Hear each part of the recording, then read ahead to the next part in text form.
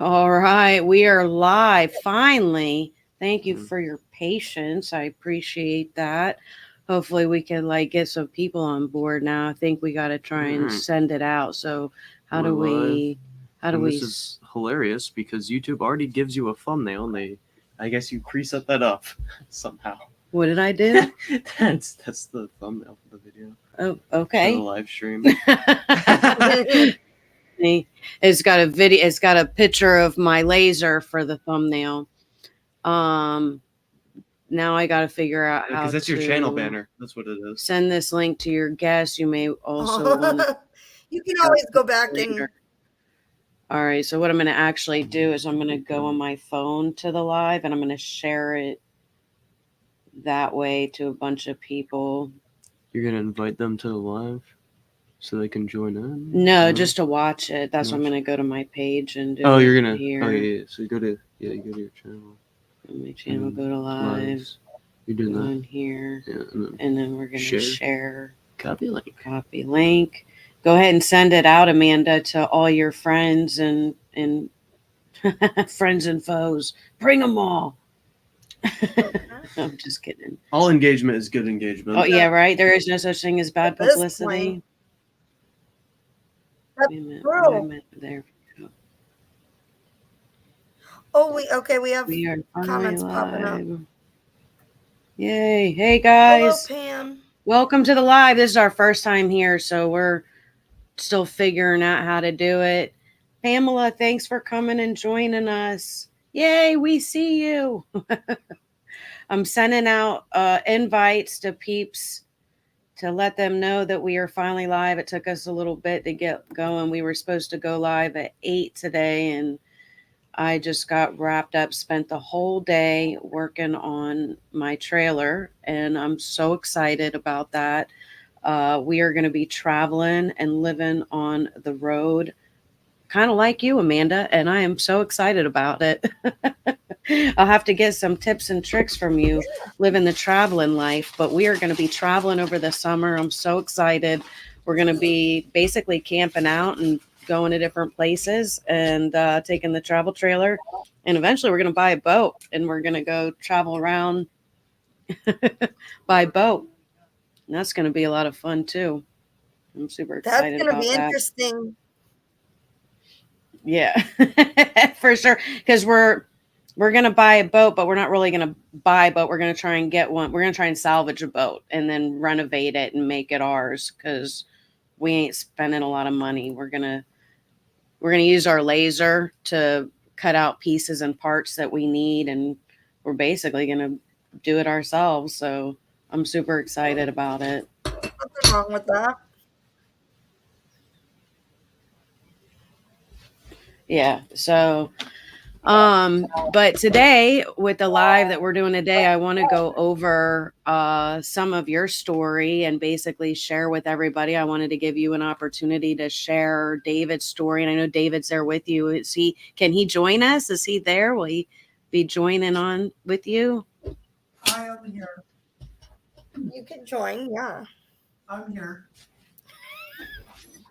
I am alive. He's alive. Well, that's good. That's good. How are you guys holding up with everything? I know you guys have been getting a lot of negativity. David said last night was kind of rough for you guys. How you holding up with all the negativity surrounding what's going on in your story since you've come out? There's been good reception and there's been bad reception for you. So tell us a little bit of both and how it makes you feel. And Well, seeing the people that have came out and supported us has been helpful. I know a lot of them are seeing like your video and they're coming back saying that they can't believe what's going on.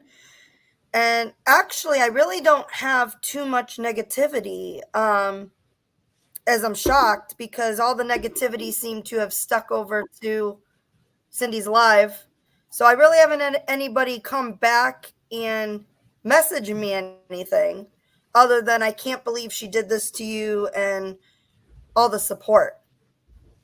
so a lot more of or people less agree just that like she has positive. Yes. Well, I definitely think she did that. She went from being your advocate and being your friend to just turning on you on a dime.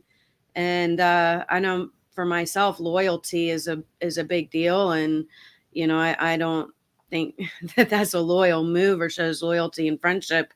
Um, I did miss the lives. I didn't, I missed a lot of the lives, unfortunately.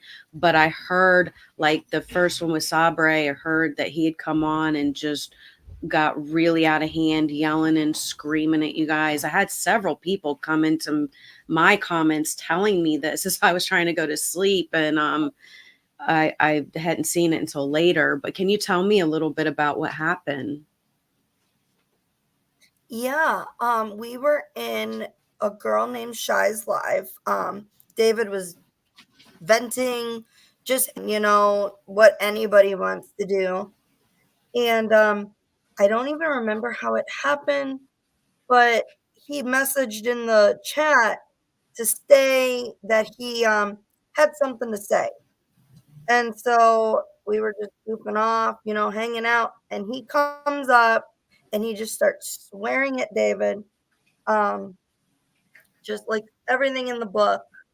And nobody even understands why. And I think you've even said that in your video, that people don't even understand what he was yelling about. Yeah, I think they were having a hard time comprehending through the vocabulary what exactly was being said. I just heard there was a lot of curse words. Yes, and if anybody is familiar with me, because of the trauma I dealt with my parents, anytime there is a confrontation, stressful situation, my trauma is to, or I guess my trauma mechanism is that my body just shuts down. So there is no strength. There's no, I get sick.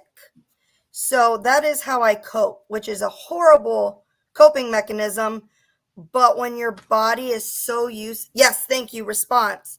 Every time I go through a stressful situation, or I break down, and I get sick. And actually, as soon as he started screaming, my body went, and unfortunately everybody could hear me getting sick. And people are saying I was doing it for attention, and which was horrible, because who wants to go through that? And I was just breaking down, getting sick, and I trusted Cindy to the point where after I got done being sick, there was blood, and I showed her to show her how, like, this was not fake. And she's like, "Do I need to call 911? Do I need to get you help?" And then 3 days later, this happened. She turns it on me and says that it's fake, all this. So so she's saying that your whole story is fake, right? Because that's not what I'm understanding. Like, from what I'm understanding, she is telling me, like, she believes that David was trafficked, and she believes that Brian Davis and that James Artville, that his story, as far as they're concerned, but just that she believes that David maybe got in over his head, and because he was raised in this, that he kind of became the trafficker, uh, basically by default, is like kind of the way that she was describing it. So, like, she wasn't trying to discount your story, which I thought was really important, because Yes. she did kind of validate your story, but just took it a step further and said that David was trafficking you, which is why I wanted to really bring you on the show today, because I want people to really get to know who you are, and so that they can see and make their own judgment on whether or not, you're in control of your own life. And I know me, and having talked to you, you are a very strong woman and powerful. And, I've told you this before. I think that you are going to get what you want, and you're going to do whatever it takes to have what you want. So tell me a little bit about why you think Cindy might think that your mom is a better fit for your child, and why that's not the case. Well, the way I look at it, as in just a normal narcissistic situation. She plays it off that she's the good guy. She doesn't do anything wrong, and she makes it out. Actually, it's funny because she has nothing to do with social media. I've tried to get her to join Facebook so I can share photos with her and all this stuff, and she refused. It took me leaving the state of Ohio for her to create now a TikTok and social media to stalk me. You didn't care about it before, and now all of a sudden you come out of the woodwork. She did watch Ryan for me because if you're familiar, my ex-husband had a stroke, which is what happened when my ex-husband had a stroke, and he wasn't taking care of himself. He has type 1 diabetes, and so it was coming down to the fact that I was taking care of two kids pretty much, Ryan and his biological father. Hi, Amy. So while I'm taking care of him, it comes down to because I had to start working, because after he had a stroke, he decided he just wasn't going to work anymore. So as I'm going to work, I'm finding out that his glucose is getting to the point where he's not taking care of himself. I have to leave work to go save his life because he's not doing it on his own. Wow. So we're now getting to a situation where it's not safe.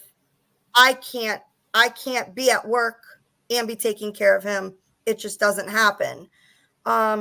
He ended up getting addicted to corn, and he tried blaming it on Ryan.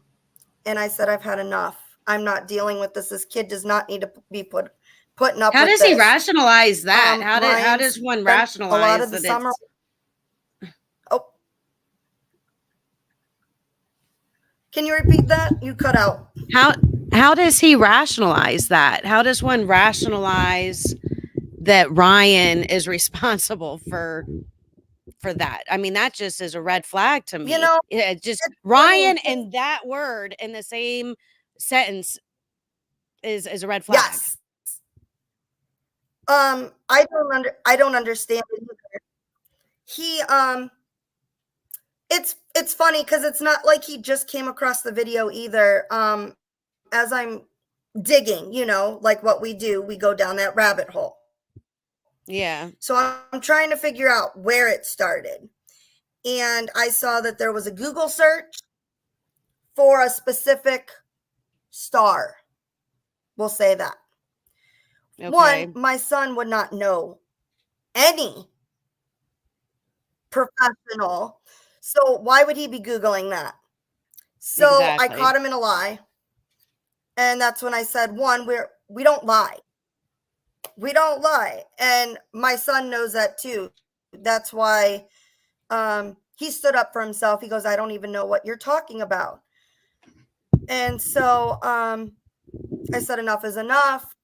I had him spending some time with my mom because she's like, well, I'm going to be going on an anniversary trip, so I'd like to see him.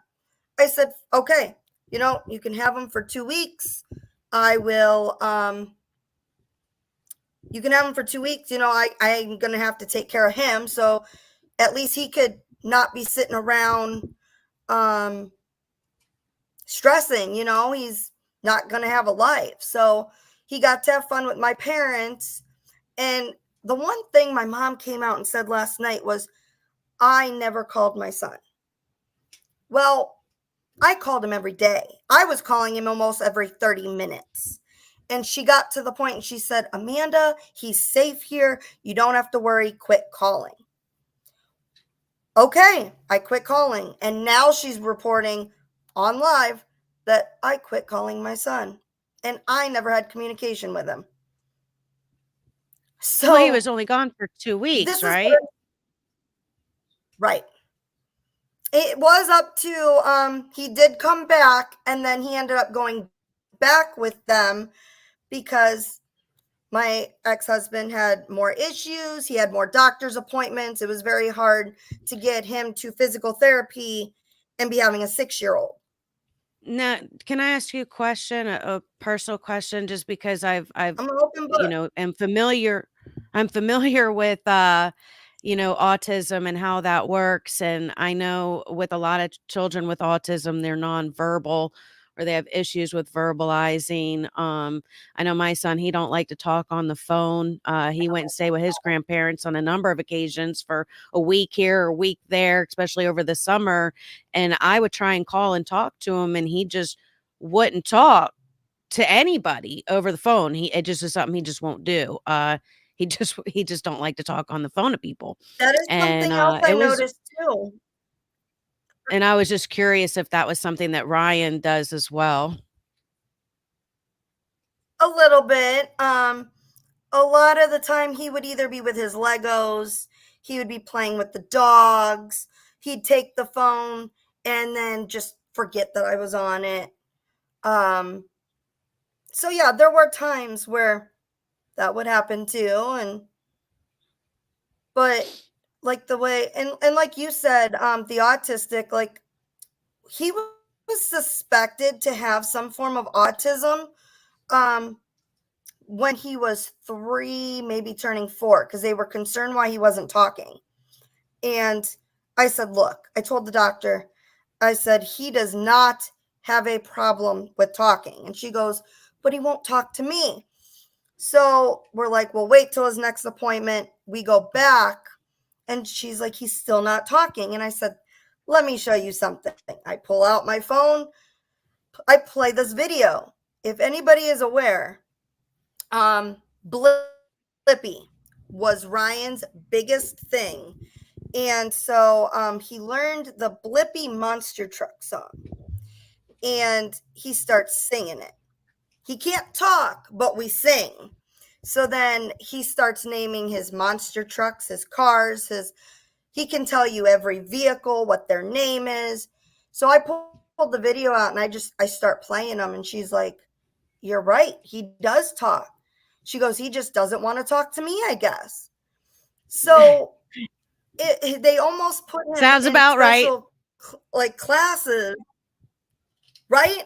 They don't It want to sounds about talk. right. They don't want to talk. Like you can't make My them. son, yeah, he would. I remember when he was in grade school, like in elementary school, and we would walk to school every day together, and he'd pass by the crossing guard. And after, like a couple months, the crossing guard say hello to him, and he still was not saying hello back. And I'd be like, say hi back. And he's like, no, I don't talk to strangers.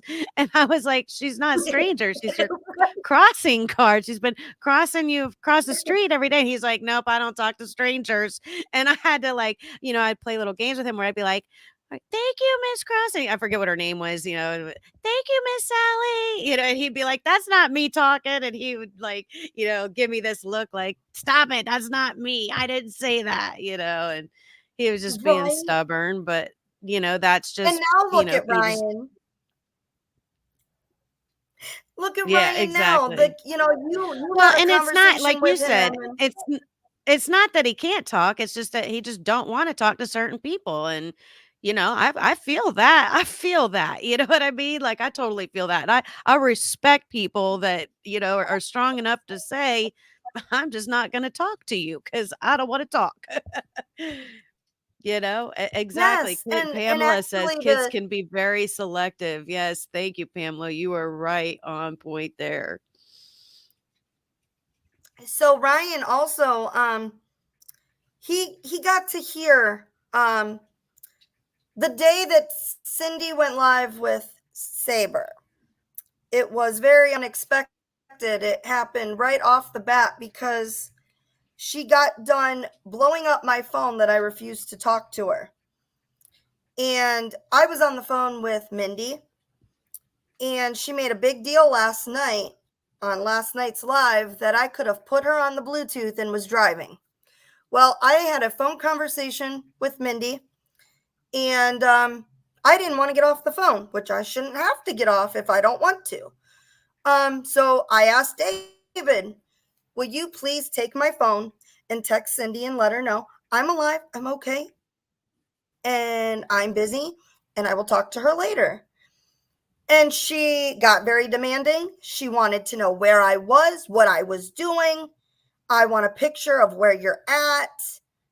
And she got very upset that David had my phone and was texting for me.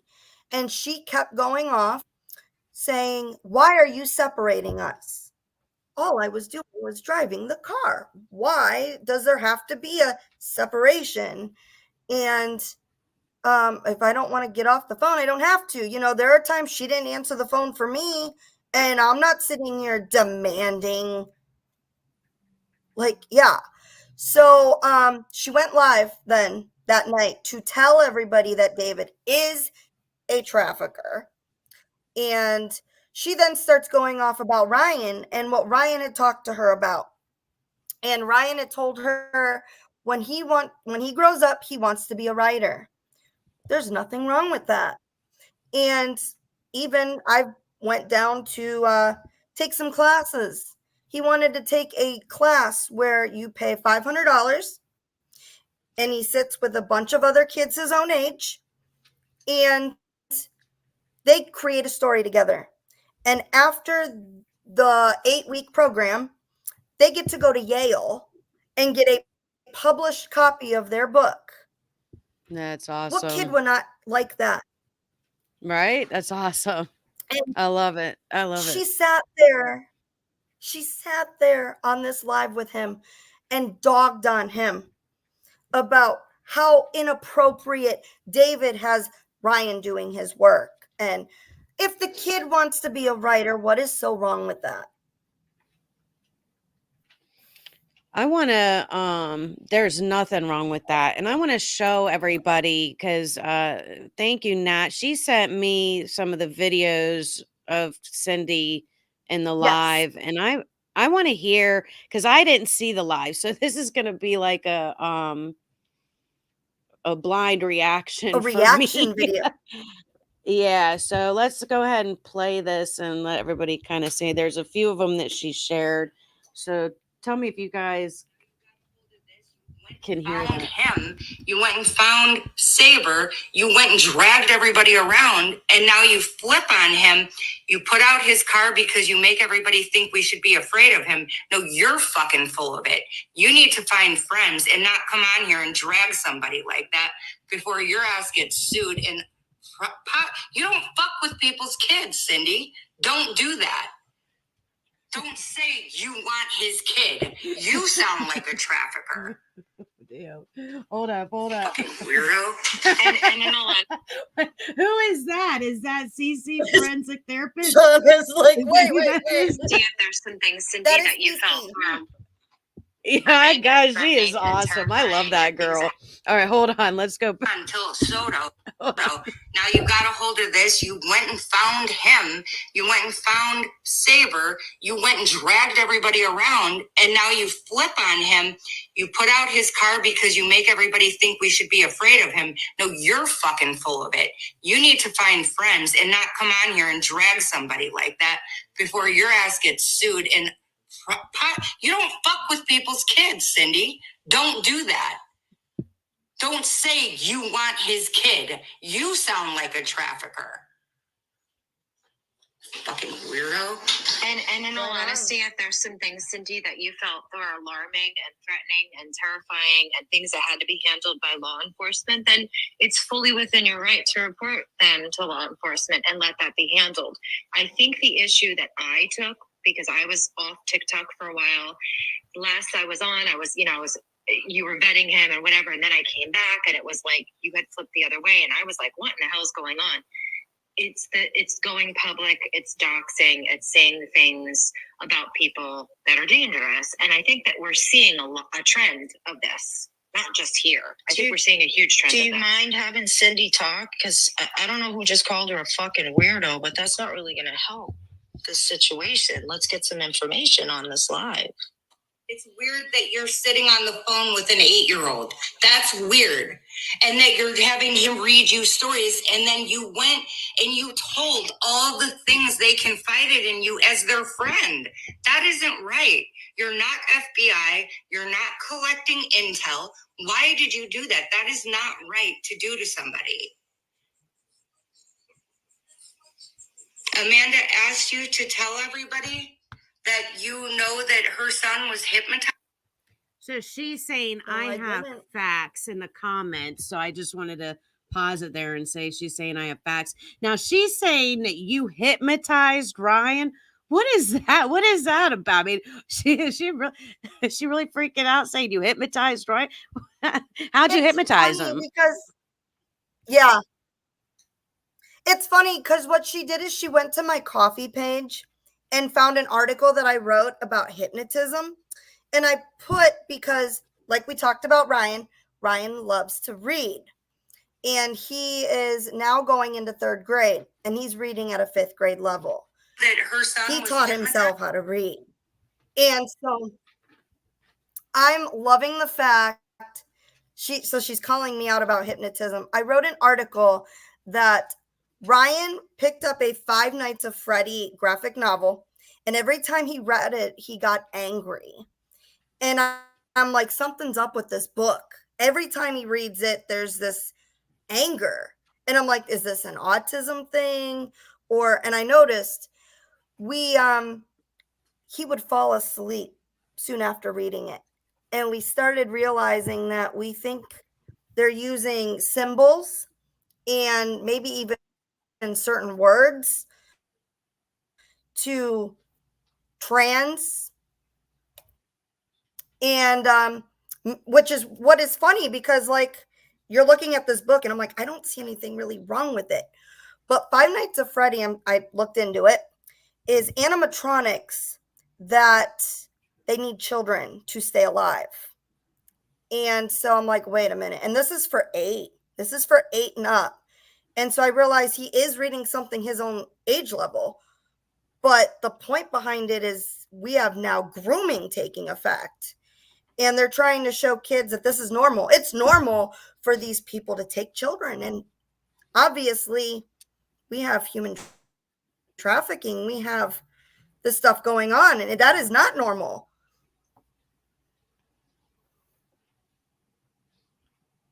So tell me about the cartoon, because like I wanted to talk about this and bring awareness to this issue and discuss the adult cartoons and some of your feelings on them. I know that you had shared with me a cartoon that Ryan had seen that was not appropriate, and I know that was something that had raised alarm bells with Cindy, and she was trying to say that he was watching something that he was not watching at all.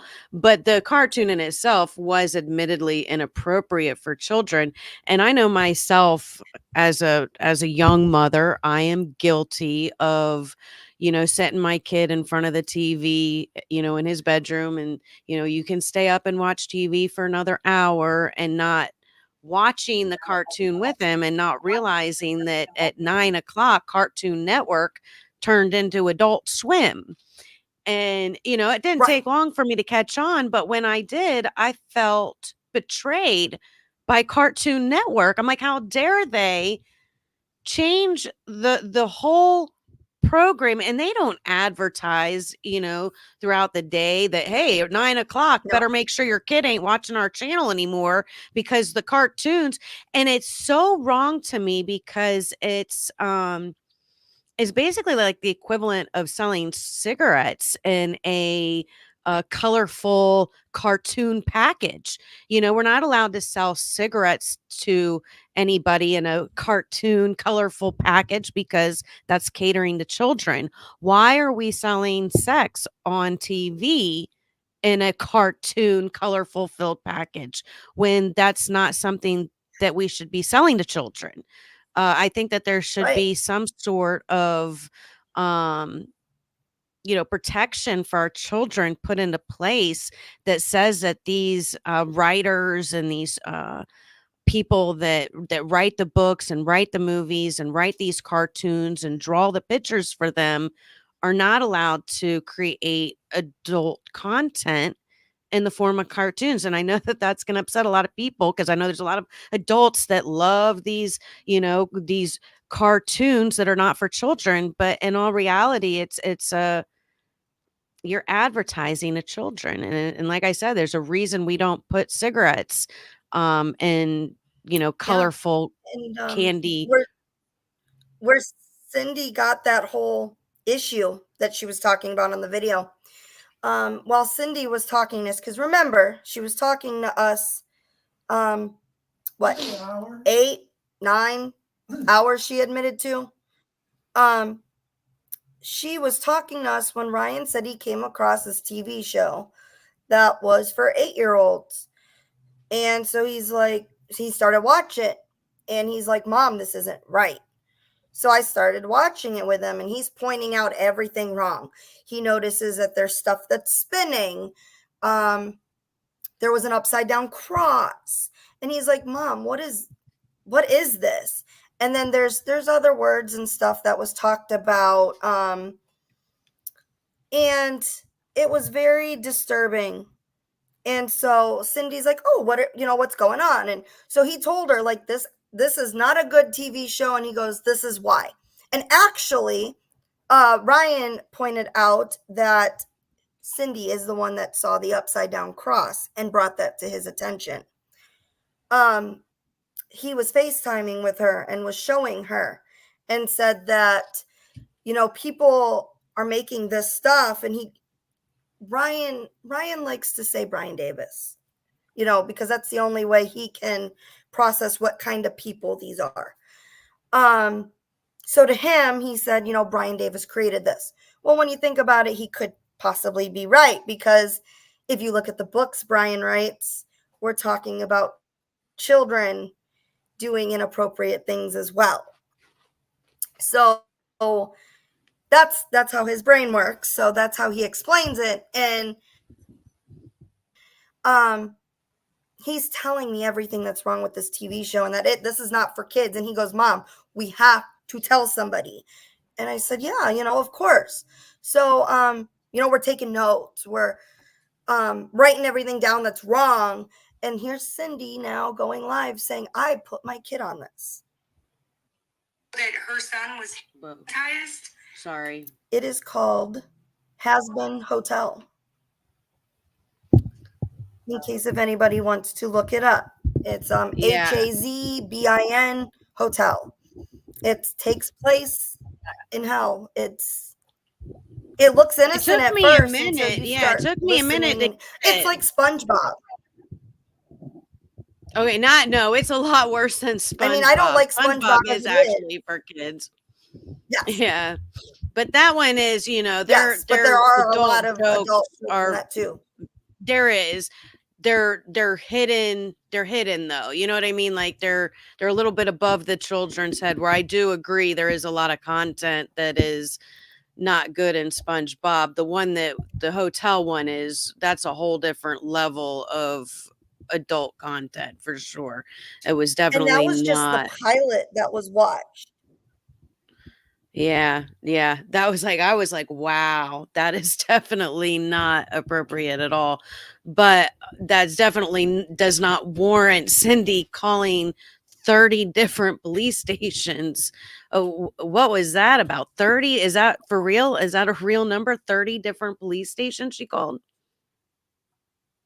That's what she's admitted to. That's what she has admitted to, as David has said. I know at one point she has messaged Mindy and said that there were 14 police officer or different police stations. And then she called the others in Oregon, which is 11, so 14 plus 11. And then I know that she called the FBI and other law enforcement agencies as well. So there are, because she's either getting them to listen, but they come out and admit that they don't have enough for a case, which is funny because this Melody that has came out and spoken says she has a 150-page report and nobody will take it. And still to this day, there's not enough evidence. There's not, people are trying to make a whole case on David and there's nothing there. What, to say that he's Cody? Like, just because you say somebody is somebody else without evidence is nearly impossible. So what made you decide that Yes, and she said if you keep watching the screen recording, she talks about it. Okay, well, let's go ahead and play it and see. You're like, I gotta hear this. That's fine. But why do you have to tell everybody on TikTok? And why do you have to tell everybody? And why do you have to tell everybody that he's trafficking? That David is trafficking Amanda, or what? I don't even know. You're just calling him a trafficker. She advertised that David was trafficking. Fine, come up. I'm just TikTok. You do it. If you want to come up, if you don't, I understand. I will keep myself together. I'm more than willing to listen to Cindy, because honestly, Cindy, I came into this at the 11th hour after I had heard that you had vetted him. So I guess I need to maybe understand what happened, what changed, what proof, if you will, or what. Now you're saying you should. Yeah, Cindy, please Amanda's jump on asking so for that you help. can explain, because I'm confused as hell right now. Yeah, about what's it's going so on much. here. It's even with David, it was so much, right? It was like so much to process. Now I feel like this is a whole nother layer of crazy. I don't know what to believe anymore. I still, like I said, I still feel like Cindy is a good person who may have been misled, and I'd love for her to explain, because I don't understand what's going on at this point. Hey guys. Okay, she's here. Hi. Hi. What questions do you all have? Well, so the last time that I was in, I think you were in the live with David, and you vetted him, and you said you've done a lot of research, and he was praising you, saying that you were an angel to them, and this and that. So that was a while back. Right. And then I was coming back and just watching videos here and there, but I wasn't on anybody's lives. And then when I had come back to the real world here on TikTok, then I was hearing that he's all of this other stuff. So what happened between? Okay, so hold on. She sent it to me in pieces parts. So Right. Then I was coming back and just watching videos here and there, but I wasn't on anybody's lives. And then when I had come back to the real world here on TikTok, then I was hearing that he's all of this other stuff. So what happened between then and now? Okay. So I have information. I actually have a recording, okay, of a confession. Of what? One, schmurder. Okay. Okay. That is not public for you all. That is for the cops. That is for the FBI. That is for the... who is she saying admitted to that? What is that about? It was either David or his stepdad. It was David or his stepdad, one of the two that she was talking about. But it's funny. It's not for any of you guys. It's for the police. But let me just put it out there that...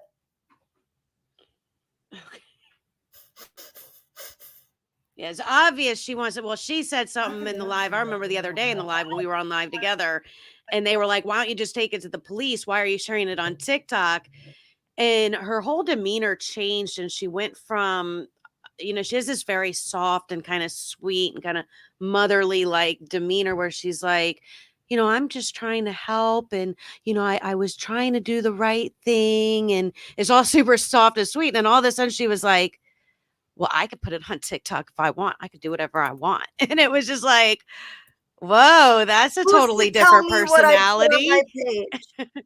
It just seemed like a Dr. Jekyll and Yeah, Mr. because Hyde moment where actually, it was like, that was like a totally different persona altogether. Her voice changed, the tone of her voice changed. It was like me going from my work voice to like when I used to work at Great Clips, and I'd be like, "Thank you for calling Great Clips. We now offer online check-in. This is Shauna. How can I help you?"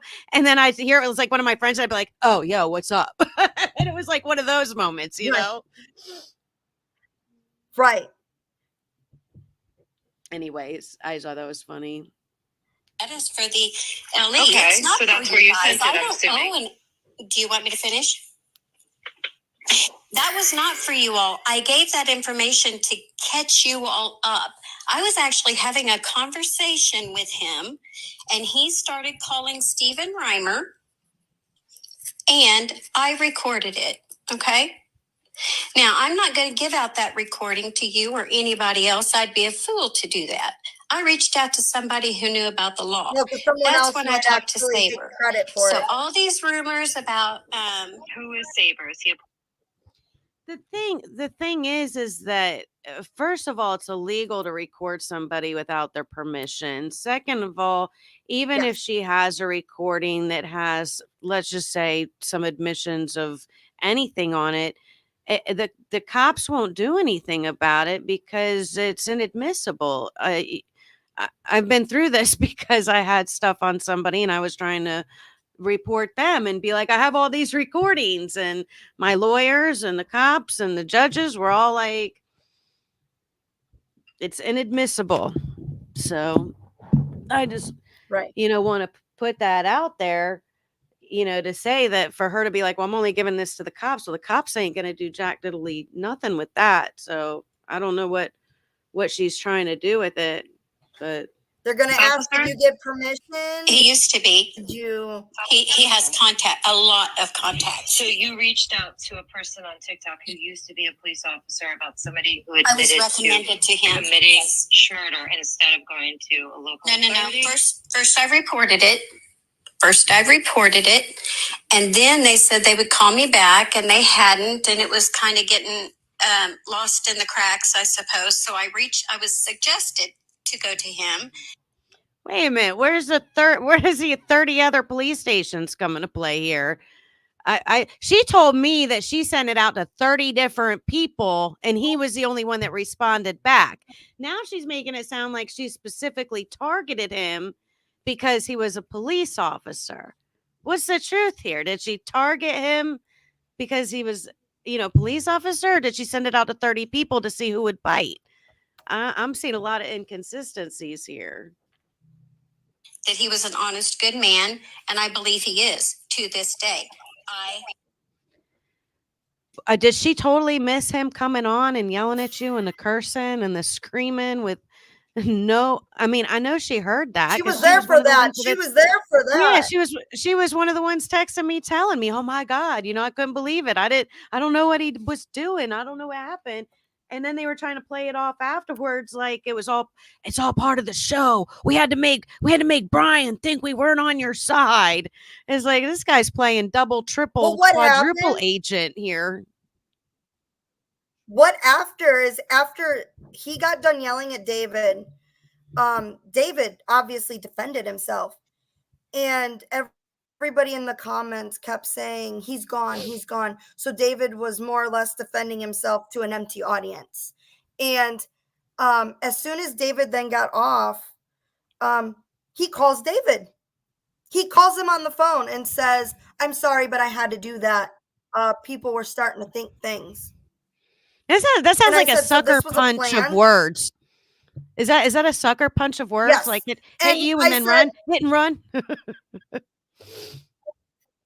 that's what I said. I said, "So you mean to tell me that this was all a plan? This was a scheme and you didn't bother to tell us beforehand?" And he goes, "Well, no, that really happened. I really did cuss him out, but it wasn't supposed to happen like that. But I'm glad it did because people needed to see." And then he goes, goes, now, David, go take care of your wife and get her to stop puking. Wow. Wow. Yeah. Isn't that somebody that I want to be friends with? He started blowing up my comment section shortly after that, and I was just like, I don't want nothing to do with this guy. And then he started disrespecting my people that are following my content. And I was like, dude, Yeah, bro's in my how did comments you like getting disrespecting emails? women. He was also talking to you, I remember saying, I got details that you need to know that he's a trafficker.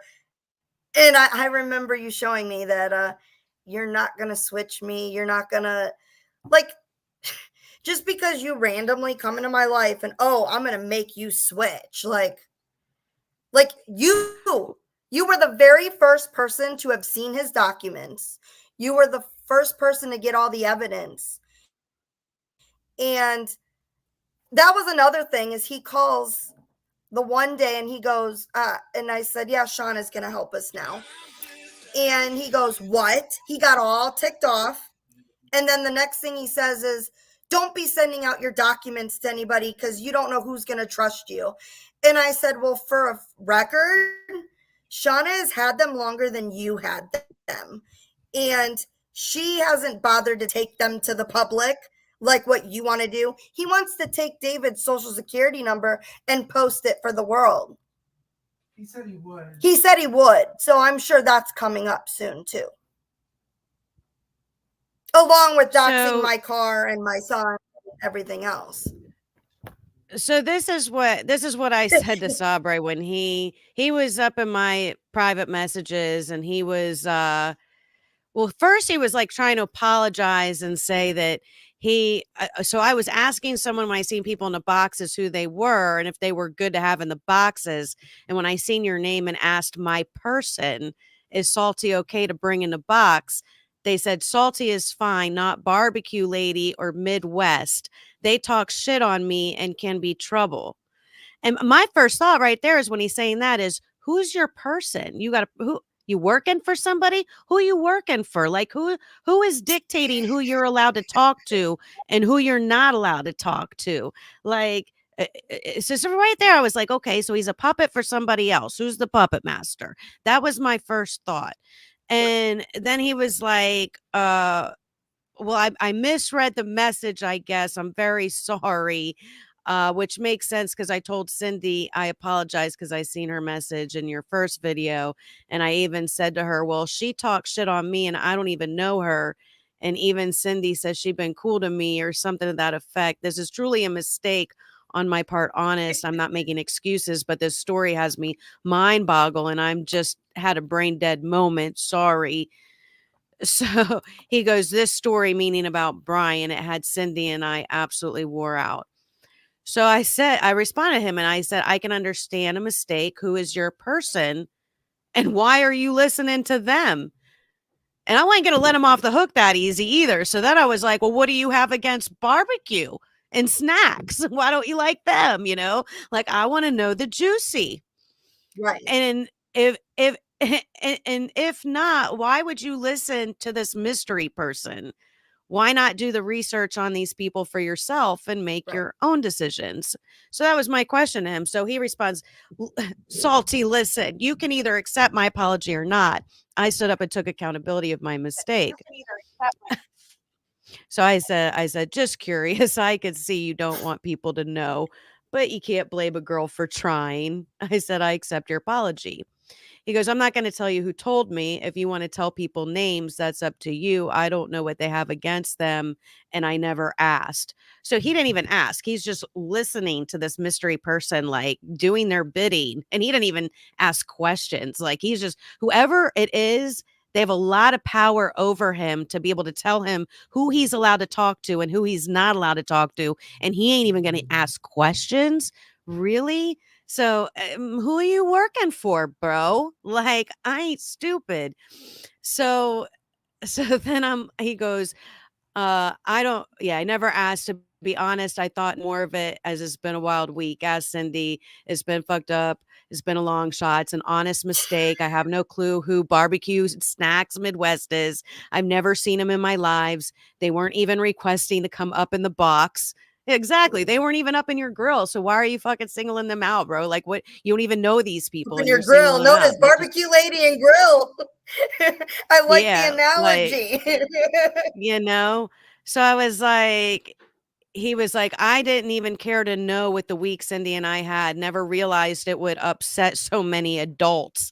However, hurting feelings wasn't my intention. No, they have not done anything to me, but I'm not gonna tell who said just so they can catch hell. Well, we want to know who's pulling your Right. puppet strings, buddy. It's petty, not worth it. And it's not about the drama. It's really about, I want to know who's pulling your puppet strings, because you have very clearly stated that you got some puppet strings, and I'm just curious who's controlling you. It's really not even about the drama. I just want to know who has control over you at this point. So he goes, Obviously, they thought they were looking out for me for whatever reason. All I ask is to keep sharing awareness on human trafficking as a unified platform. You will see the results of it soon. That's the goal, protecting these kids and families. I buried a daughter. That's my motivation. No video or word or petty shit bothers me the slightest. Focus on what we are here trying to do. Thanks for accepting my apologies. It is genuine. Are we done now? So I didn't respond to that. I just was, let it go. Let it go, right? So he then texts me like a few days later and he goes, I've got a lot to share with you if you want it. I'm done with, but he goes, I'm done with. And that was it, period. He didn't say what he was done with. He just said, I'm done with, period. But I believe there's truth in I'm David done along with. with lies. I'll hand it over if you don't already have it. I didn't respond to him again. So again, he reaches out to me a couple days later and he's like, listen, I know you don't trust me. I know you think I'm something I ain't, but Salty, David's a trafficker. He's got all the signs of it. As Amanda has all the signs of a victim. I'm sorry. I'm just laughing. You don't look like a victim to me. You look like you're in control. Please trust in what I'm saying and don't let him waste your time. I know you're a smart woman, but he's trying to do exactly to someone else that what he's doing to Amanda. What? Was he got another girlfriend? Is he trying to insinuate? Because David spends every waking minute with you. How would Yeah. he have time to be with somebody else? I was like, so this was my Right. response to that. Get the fuck out of here. That was all I put. GTFOH. Just get the fuck out of here. So he goes, I don't know if you're saying that to be mean, but they now have left and they're headed to, I think, Oregon, and they're in a different hotel, and he's getting ready to possibly start to traffic her. So now he's getting ready to start maybe possibly trafficking you. You've been together for Like the how long? last But 1.5 years. now Right. the trafficking's gonna start, right? Okay. So Yet if you ask I my believe mother, he's been trafficking me the whole time. yeah. I wonder what people like envision when they envision trafficking. Do they envision the victims laughing hysterically on YouTube videos, having access to the internet, being on TikTok? I mean, I've never seen trafficking victims have this much freedom in my life. Um, I just thought that was funny. So he goes on and, he just basically keeps going on saying that David trafficked you. And I basically said this. I said, let me make this abundantly clear to you. David is capital NOT, not trafficking Amanda. Also, I don't like you and I don't trust you. Anything you say to me, I will believe the complete opposite because you have shown to me that you do not have good intentions. Now, you can waste your time rambling to me all day if you so desire. It will not affect how I feel about anyone but you. And that was pretty much the end of it. He goes, I hate you feel that way, but I'll respect it. Good luck. And a couple of days later, he was bombing my Well, comments that's your again option. about, You're either gonna respect it or not. he's still today in my comments going, I have proof, I'll email it to you. And then I was like, send it to my Instagram. And he's like, oh, I don't know how to use Instagram.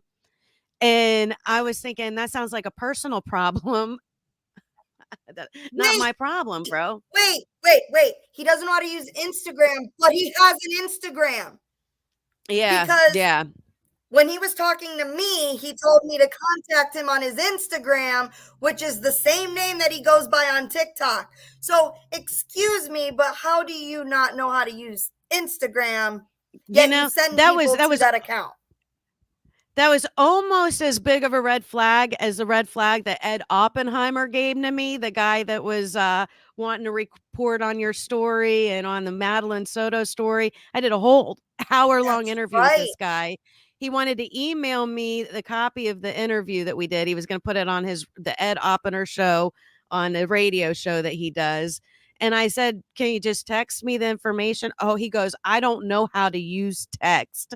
What? You don't know how to use text? Who doesn't know how to use text? I'm like, this guy is shady as fuck. I don't trust him. From day one, I didn't trust that guy. My son can access text messaging. Yeah, like he wants to email me. He wants to do a radio show and Apple iPod podcast or whatever. He's on TikTok. He's making videos, but bro don't know how to fucking text. Get the fuck out of here. People are just like the lies that they tell. And I'm like, do I look that dumb to you? Here's the other thing too. So the whole progression. So how we met, Saber, we woke up the next morning and David's like, Cindy's live. We didn't agree to go live in the morning. So he happens to jump on and she's talking to Eric, Saber. And she's talking about David's story, advocating for him. And he tells me later on that he had just seen my video on TikTok about the victim shaming. And that was probably like the first TikTok I made on the whole Angel talks too much about her throwing out her accusations, and that I was sick and tired of having the accusations that I was a corn star, because my face is on a strip chat thing. And so I'm like, you've got to be kidding me. Do you make good money doing that? I'm just curious. I wouldn't be living in hotels. I would be having my boat by now. Actually, it's kind of funny. On a side note, I've been paying attention to there's a whole nother drama with Jenna Jameson and another creator on TikTok of Flawless Lawless that hooked up and then they got divorced and all this stuff happened. And it turns out Jenna Jameson didn't have that much money and she's broke and Flawless was supporting her or something. I don't know all the gist of it, but I looked at my man. I was like, but she was a porn star. And he's like, oh, no, they don't have that much money. They ain't rich like that. I was like, they aren't? He's like, oh, no. I was like, really? I thought porn stars were rich. Apparently not.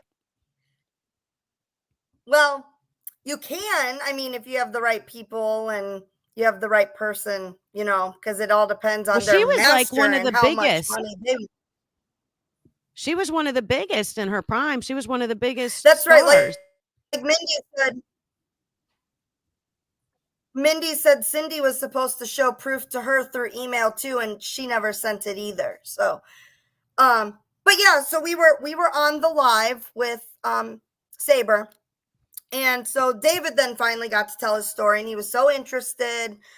So after the phone call, David sat down with him and talked to him about his story, sent over his documents to show there's something wrong with my paperwork. I don't know how this happened, but I could give you the timeline and somebody knows something. I mean, the same thing we gave you. And he was interested, he was willing, and then he starts realizing David has done undercover work before. David has worked with police to bring missing children home. He took that information and used it to his advantage. So he's asking about Sebastian, what he knows about Sebastian. So David then was telling him what he knows. The youth pastor has connections to Oregon. That's a red flag. How about the fact that, by the way, Brian Davis in his interview stated that TBI, Tennessee Bureau Investigations, showed David's social security card to him. They don't just happen to flash that to just anybody. And I'm sorry, but Brian Davis, He may be a big guy, but I don't think he's big enough to be able to look at David's social security card. Don't think they're going to do that. Yeah, that don't sound right. That don't sound right at all. So he's pretty much putting together that these people have connections. These people know these people. These people know these people. And he's like, I have no proof that Sebastian is here, but he goes, if I can look into it, that would be great. Well, Sabri, whatever, said somebody said, I have people. No, go ahead. What? Sorry. Keep going. I'm No, sorry. you're I good. didn't mean to interrupt you. So, no, you're good. So he's telling him that, like, I have all this information. I have no way to verify it. And I'm not going to go public with it until I can verify it. And he tells David that I have people in Santa Rosa that can look into that. Great. The next morning, he is on live with Beach.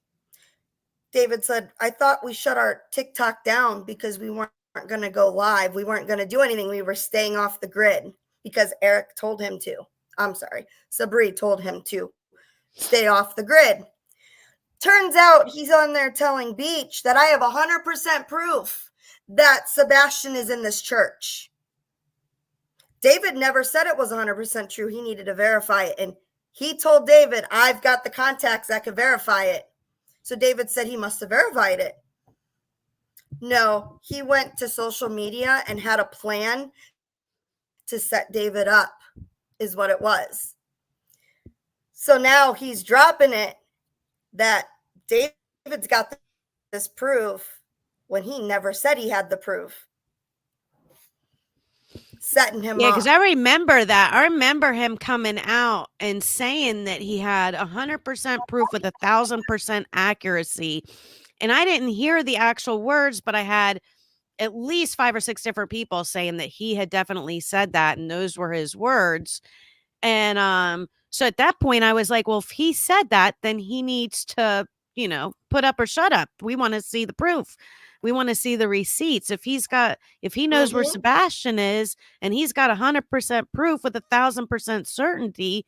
And I think the fact that Cindy aligned with him after he said that, and obviously it doesn't have this proof and doesn't know where Sebastian is and is completely lying. I mean, the fact that people would still align with him to look for a child is like a red flag to me. Like, the guy is just completely making stuff up. And, it's one thing to say, well, I think he might be here. He could be, it's possible. Let's look and see, I see a clue. There's a big difference between saying that and saying I have 100% proof with 1,000% accuracy. That's defamation if you ain't got it. So you better put up or shut up is my opinion on that. You don't say 100% proof with 1,000% accuracy, in my opinion, at all, period. You don't say that unless you've gone to the police and the person's been arrested and they're in jail already, and then you can maybe say it. And even then I wouldn't say it. Not on a public platform. I would never say that. So obviously he's setting David up, with all of this. And he tells David that I'm going off TikTok. He said, you should do the same. And he goes, I wouldn't. He goes, I would delete your TikTok completely. And David's like, I'm not going to be told what to do by another adult. Like, I've already had that happen 10 years ago. Like that to you. Yeah. Well, here's something weird too. Just really quick, while I got it in my head, I was looking up Sabre because somebody said something about the way he pronounced it. Fly on your wall, Amy 1977. He said, is that Amy's account? He spells it that's Amy. Bray, not Saber. That's my first red flag. Saber. And I was like, that's exactly funny because it's like it's a Spanish, I'm gonna look it like up. It's supposed to have a tilde. Well, I looked it up. Like I see SABRE is what I see on his account. So I looked that up. And there's a couple different things I just think are a little bit odd. So Sabre stands for a global distribution travel system. So it's a global distribution system, right? We're talking about distributing products globally. Are we talking about human trafficking, distributing products globally? I don't know.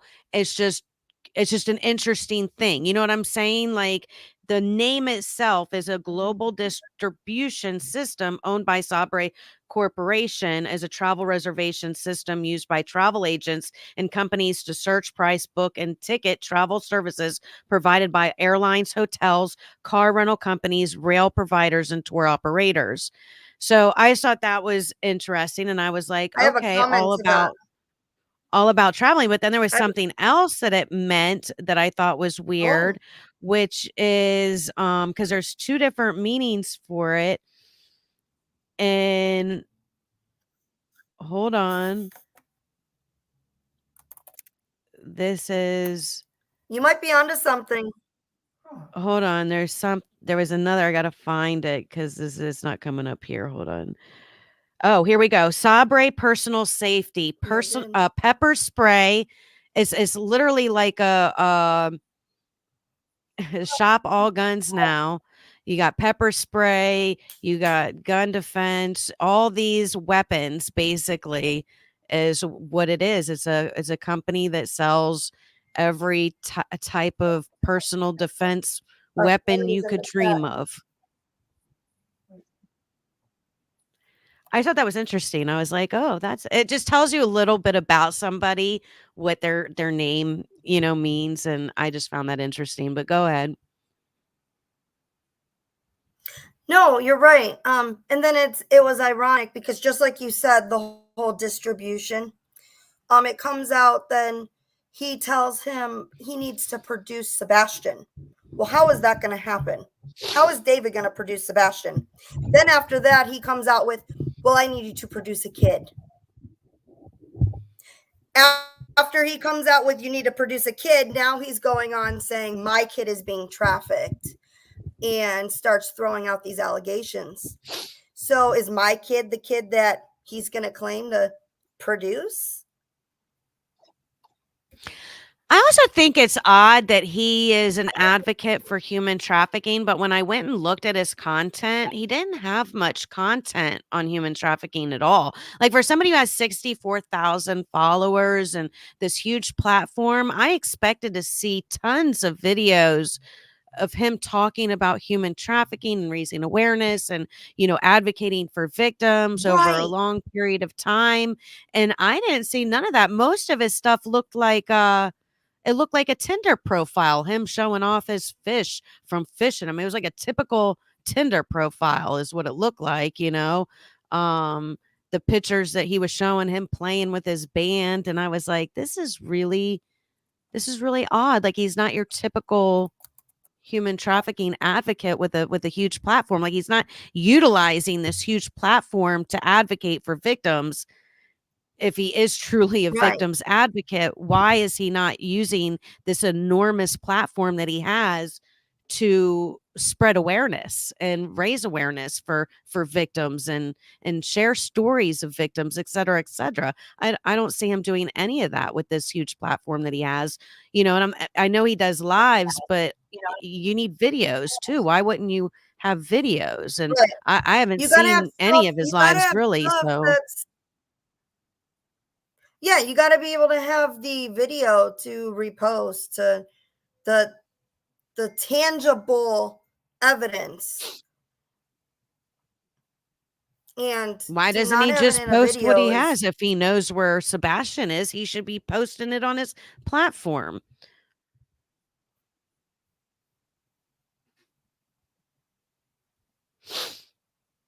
So I just find that really, really weird. I guess Cindy's joined in on the conversation. She says, Salty and Amanda, that's not true. What is not true, Cindy? What what is it that is not true? That's what I would like to know. I think we should go ahead and play some more of the live while we wait for her to respond.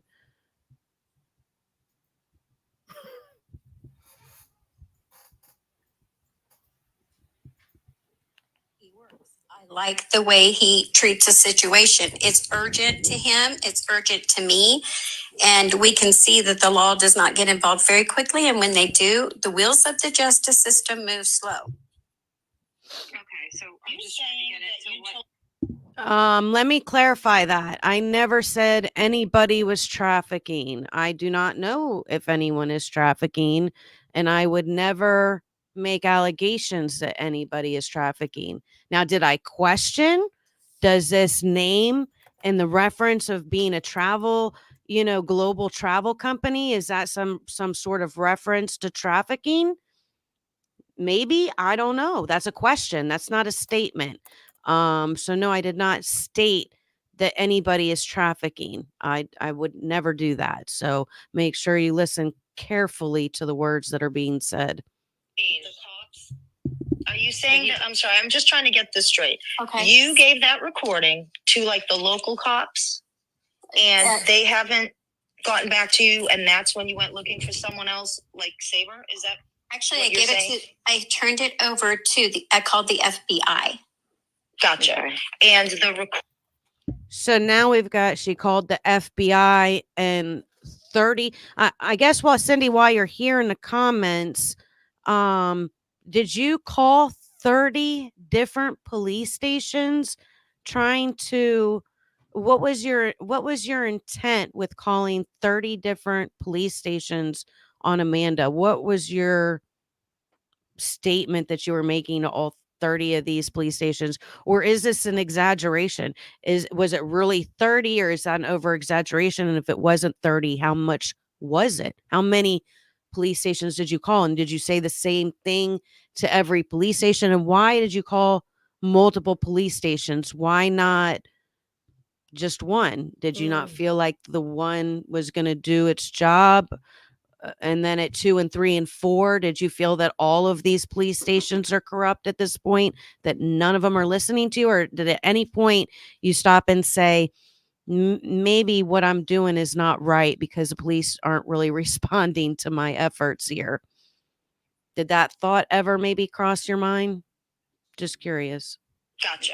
And the recording you're talking about, just so I understand, and if you can't say, you can't say, but I'm trying to keep the he's and the she's because it's a lot of pronouns. The he's and the she's. All right, next. Sorry. To go to him, that he was an honest, good man, and I believe he is to this day. I like the way he works. I like the. Okay, so she says she called 14 and didn't get return phone calls. And then the next day she spoke to 11. So I'm sorry, you're saying that none of the 14 called you back, but you called all 14 again the next day and 11 of them picked up the phone? Or you called 11 of them the next day and all 11 picked up the phone the next day, even though the first day none of them picked up the phone? I just want to make sure I get the facts straight. Or did they actually return your call? It just took them a day to return it. Did you not give them enough time to give you a call back? Were you impatient? And after 30 minutes of not getting a call back, you started calling 12, 13, 14 other places? I mean, I'm just, even 14, that's still very excessive, don't you think? Maybe? Works. I like the way he treats a situation. It's urgent to him. It's urgent to me. And we can see that the law does not get involved very quickly. And when they do, the wheels of the justice system move slow.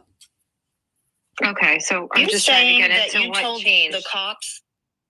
That sounds to me like she's like, I ain't waiting for the justice system to do its job. I'm going to take this child myself and give it to grandma. Am I understanding that right? Is that what your kind of mind frame was at? Like, I ain't waiting for the police. I'm going to call 14 right away because one ain't doing the job quick enough. I got 30 minutes and it needs to be done. Are you putting that kind of time frame on the police to take away Amanda's child from her and give this child to her mother, the child's grandmother? Exactly, Chrissy. 14 is still bad, especially when she says the next day she talked to 11 of them. And my question is, did 11 of them answer the phone the next day when they didn't answer the day before? Or did 11 of them actually return your call and you said they didn't return your call, and what you meant by didn't return your call was that they didn't return your call within an hour's time frame, which made you very impatient, which is why you called 13 other police stations. I did what the family asked. So have you been working for her mother this whole time? Were you paid to work for Amanda's mom to try and take Ryan from her? Sure sounds like it, because Shauna, by the way, my mother has tried to bribe me to come home and told me she's came across some money to get me to come home. So that money, instead of bringing me home, is probably going. I guess that is possible. I mean, to me, if you're spending 6 to 7 to 8 hours talking to somebody every day, I would expect to get paid for it. I would expect to get paid for it. Are you saying that? I'm sorry. I'm just trying to get this straight. You gave that recording. I am not in any chains or anything, so blink not twice. Held against my Blink will. twice. Thank you very much. Blink twice if David's controlling you. Blink twice if David's controlling you. Blink once if Ryan's controlling you. Here. Oh, that might be a different story now. Well, listen, man, my kid controls me all the time. All he's got to do is look at me with those puppy dog eyes, and I melt. I melt. He owns me, like literally. They use their autistic powers. They do. Get what they want. Someone else, like Saber, is that? Actually, I gave it to. I had to wash dishes tonight, like slaving. I felt like a true. No, I'm not even gonna say that because that's wrong. Because slavery was a real thing, and I'm not even gonna compare doing dishes to that. But I'm just saying. No, but turned it over to I called the FBI. Gotcha. Okay. And the recording you're talking about, just so I understand, and if you can't say, you can't say, but I'm trying to keep the he's and the she's because it's a lot of pronouns. When you say that you have him on recording admitting to crimes, that would be David and Stephen Reimer. David Solomon. Thank you. I'm trying to keep straight the names. Yes, so I'll keep my pronouns. You use too many pronouns on where we don't know. Go ahead. I'll use proper names for my pronouns in the future so nobody gets confused. Yeah. I'm sorry about that. There is a lot. No, I'm just trying to understand what's happening. Thank you. And there's Which a lot person admitted? Which person was the one admitting to that? I'm not going to say that. Okay. Okay, so go ahead. Which this is nothing to do with what my original question is, but it's interesting. But keep going. Okay, Stephen Reimer is David Solomon calls Stephen Reimer his stepdad. Stephen Reimer is not David's stepdad. There was no relation, there was no marriage, there was no anything with David's mother, Savira. There was nothing. Let me ask you a question, because I was under the impression, and I remember listening to the video with Brian Davis and James Artville, and I will never forget it because they said that David had a victim that he was conning out of money, and that victim was Steve. And then they go on, and it was funny because they had mentioned that he was a victim and that he was being conned by David. And then right after that, they were like, should we dox him? And Angel Talks Too Fast was like, yeah, go ahead and dox him. I mean, they've doxed all these people, so why not? Maybe because he's a fucking victim. Right. Yeah, you're gonna allege that he's a victim, and then 2 seconds later, you're gonna dox him. What? You're doxing a victim? He's already being victimized, according to you, by David. Now you're going to victimize him more by doxing him? That don't make no sense to me. They basically admitted that they were full of shit right then and there by doxing what they had just alleged was a victim. So that pretty much proved that they didn't really feel that Steve was a victim. But it's my understanding that he has been basically kind of taking care of you guys to an extent, that he himself was also part of this church group. He was very involved with the church at one point in time, and that he himself wanted to escape the kind of clutches that the church had on him. And he, as well as you guys together as a group, decided to go and take care of each other and support each other. And you guys have kind of been living together and taking care of of each other ever since. So you have this network, this strong kind of family bond and support system with each other, which is really important. I always say that everybody needs a support system. And I feel like he has this guy, Steven, and correct me if I'm wrong, but from what you've told me, he's been this support system for you for a very long time. Is that true? Yeah. Actually, He dated my mom. he dated David's mom.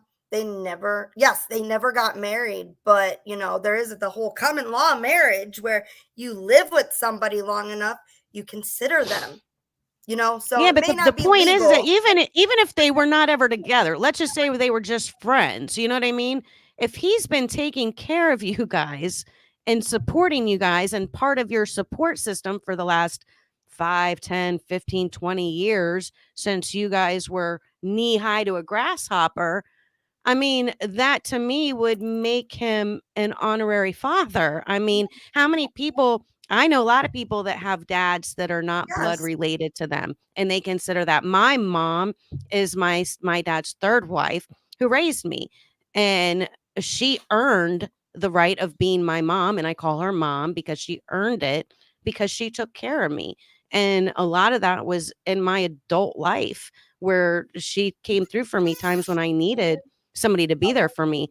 Um, so to me, just because David's mom and Steve were not married doesn't mean that he's not your dad. I mean, if it's more than blood and more than, DNA and more than just a relationship between parents that makes somebody a father. You can have somebody that's a father to you and taking care of you without that label necessarily having to be their Right. husband. Well, here's their story. What, it was 2015 when he mentions meeting you in 2015. Yeah, they met in 20. That would be his place to tell it. Well, yeah, but it was around 2015. They He talks about when he met started David and his becoming- mom because they needed hyperbaric, and he does the hyperbaric. He's in charge. He builds the hyperbaric. So it's like a big submarine. You go in and it oxygenates. So it's like getting fresh oxygen into your body. The East Coast really doesn't talk much about it, I noticed, because I never heard about it. But then once coming over to the West Coast, it's like a normal thing. And he builds these chambers. So they were living out of Virginia, which is the church he was attending, which is where Brian Davis says he's from Norfolk, Virginia. And so Steve met David and his mom, and they knew that they were running from these people, this cult that won't leave them alone, the same cult that changed their name. So he decided, this is strange, just like everybody else. This is a crazy story, but he's like, I'm here to help. Yeah. So they were all living together and decided to support each other and help get them on their feet. And then, his mom passes away, and David's got no family. So he has no choice but to take him on because, Salty, I've shown you, David's got that doctor's note that because of his sickness, he cannot be left alone. He is to not, one, the trauma he's been through, the head injuries, the seizures he's had. So, for somebody like that to be scared, like for me to even walk out the door, somebody like that is going to have a lot of trauma and is going to be scared that they're going to be left alone. Look what happened to his mom. She died and he has nobody, and he's afraid that that's going to happen. That's a normal trauma sign. And so yeah, he's been traveling with David ever since. And I've been traveling now for almost 2 years, and that's what it's been. It's been one tight-knit family traveling together, and that's your support system. I mean, it's no different than your whole extended family getting in the car and traveling the world together. Exactly. Exactly. So let's go back to the video and play it some more. Yeah. There was nothing. So he leads people to believe that, kind of like he leads people to believe that Amanda's his wife and they're not married. They can't get married. He doesn't even have proper paperwork. And that's fine. They can just say it in name. But I'm saying I was going along with some of these things, just trusting and believing David. And I got in deep.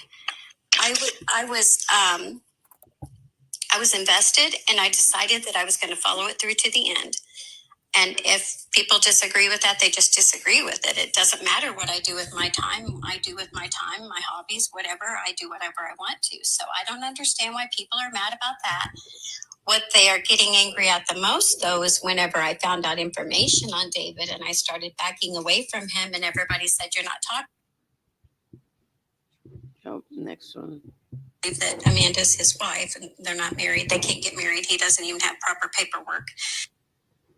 Oh, I guess you had to cut it up to send it to me.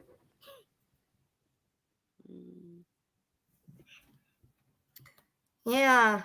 We're not married, huh? Who's been with me to go to the justice of the peace? You know, David mentioned he knows a judge. Nothing going on until soda. Doesn't mean now that you we're got a not. hold of this. You went and found him. You went and found Saber. You went and. Yeah, I think that pretty much covers that. I mean, to me, I can see that you're not being trafficked. It doesn't look like you're being trafficked or held against your will. You seem very, adamant that you want to be with David. Tell me about the wedding. When's the big day? Not sure yet, considering, this happened. Apparently I'm on the run, so yeah, we aren't legally married yet. We've been trying. So we're thinking. But it's funny because I do. Yes. It's over on the table. Would you like to see it? Can you show I'll us? get it for you. Yes. Yeah. Hold on. Yes. There you go. Oh, wow. That's a beautiful ring. Look at that. Absolutely gorgeous. Wow. That's very pretty. There we go. Look at that. Thank you. Absolutely gorgeous. I get a lot of compliments on it. In my defense, I do have a specified time to get married, but we've had a lot of havoc come up, and then. Well, yeah, I mean, we have police calling us every day, wanting to know where Cody is. That's getting annoying. We've only had 7 contact us and confirm he's not Cody, and 2 told us to move on with our lives. In the last 24 hours, it's been 7. Yep. We've had 7. True. That is very true. Thank you. So I want to try and play some of this video from Angel Talks Too Fast and kind of go through some of what Brian and James Artville are saying and compare it to their other video that they did with Gray Hughes. And give me a second here. We also have that recording too. Chat. We have that recording too where James states that it was his ex-wife's obsession that he was Cody, not the fact that he admits to being Cody. There's a difference. Oh, yeah. I gotcha. Bots spam filters, but if he gets carried away, I'll turn him back off because he gets really excited sometimes. Yeah. Are you guys able to hear that? Put up a banner here about coloring inside the lines. mods know what's going on. I'm going to fast I don't forward know it if people are here. going to swamp in here. We'll have to see. So I've got James and I've got Brian. Okay. Hi. I'm so glad that you've come.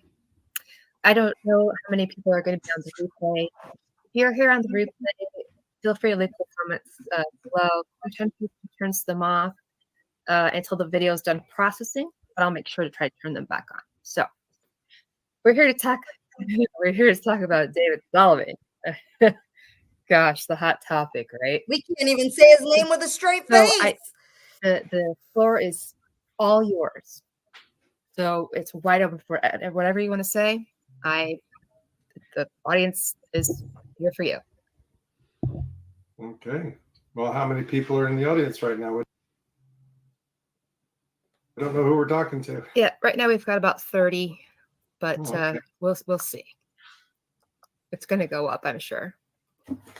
Well, I can talk about my experiences. I first met David Solomon when he was going by the name Solomon Stone back probably almost 20 years ago at an author event in northern Oregon near Portland, something like Newburgh, Oregon, something like that. And I was doing a book signing and teaching writing. And I think he came to 3 different events back then. And he was a big fan. We had some good chats. And he was always there with his mother. Did you hear the way he said that? He was always there with his mother. Like, he's a kid, bro. He's like 12. Why are you mad that he's there with his mom? Like, he sounded like annoyed. Like, would have been better if he was there without his mother. Oh my god. Right? We also met in Medford, not Newburgh. Newburgh was 2011, and it was me and my best friend that met Brian in 2007. And how old were you? How old were you? 11. Let's see, because I graduated at 13, and I was just going in, and the horse died, and they were both always there. I don't want to get. I knew right away that there was something. He was 12. That there was. Okay. He was always very thin, very frail. Over 13.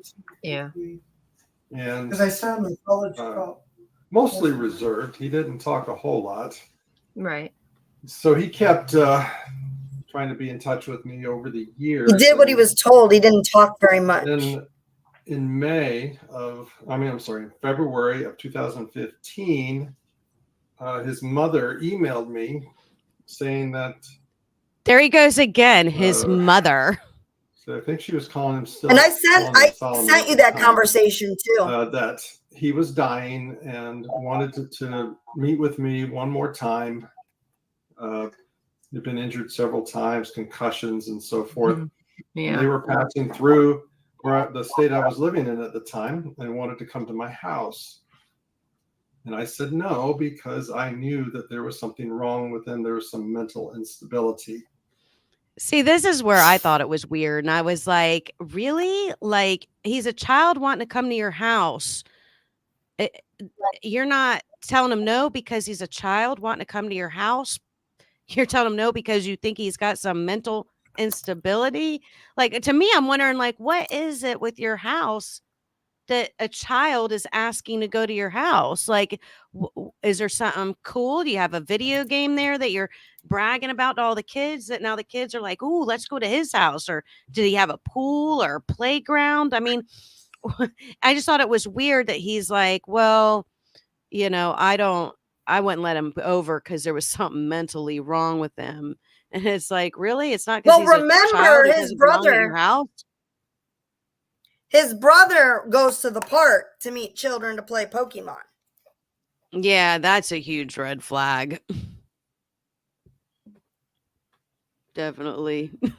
And it was just shortly after that his attacks on me started. Back in the first one I remember getting was in May of 2015. I don't know if the person that he came up with was invented out of his imagination or was real, but somebody named Megan, who I supposedly accused of doing something wrong. Of course, I never did.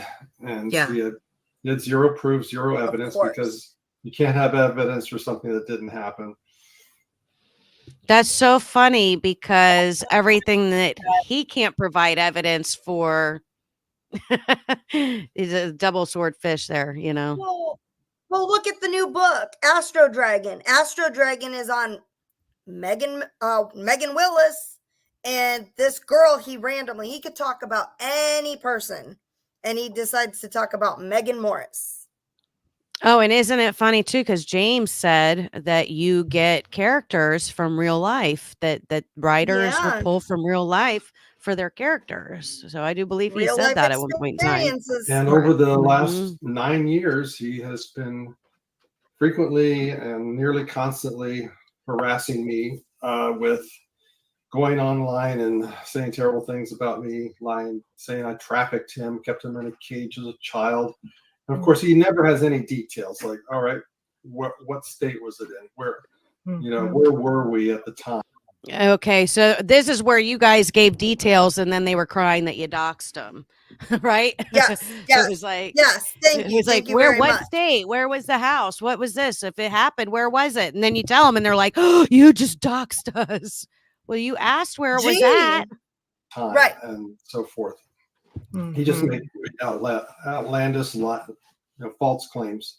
Right. And then he started going on podcasts and YouTube channels, being interviewed and making even more outrageous claims. Considering he's only ever done it now. Child he makes it sound like he's doing it for years in the world. Okay, so before the Madeline Soto case, you guys had never talked about him online before? Nope. Really? Actually, it's funny because that's what's strange, because 2 days before Maddie Soto went missing, I got an email. Remember, David doesn't do emails. I manage David's emails. So I received an email from Brian Davis himself saying to hand over his books, he would pay David, and to keep his mouth shut. I was trying to figure out what exactly are we keeping our mouth shut about, because we haven't said anything. And because David tried when he came back in 2012 to get somebody to look into it, and Cynthia Gates kept shutting it down. Well, we called the human trafficking hotline, and they said, well, if they won't do anything, then go to the news. We couldn't find a news station, so we went to YouTube. We went and started talking on YouTube. We got the news out. Now people are mad because we're not able to pay people off to not accept the news, because they're mad they can't pay people off to look the other way. So it's ironic that I'm getting these emails saying, any book that David has, every copy, I need you to give it to me, and I will pay you to keep your mouth shut.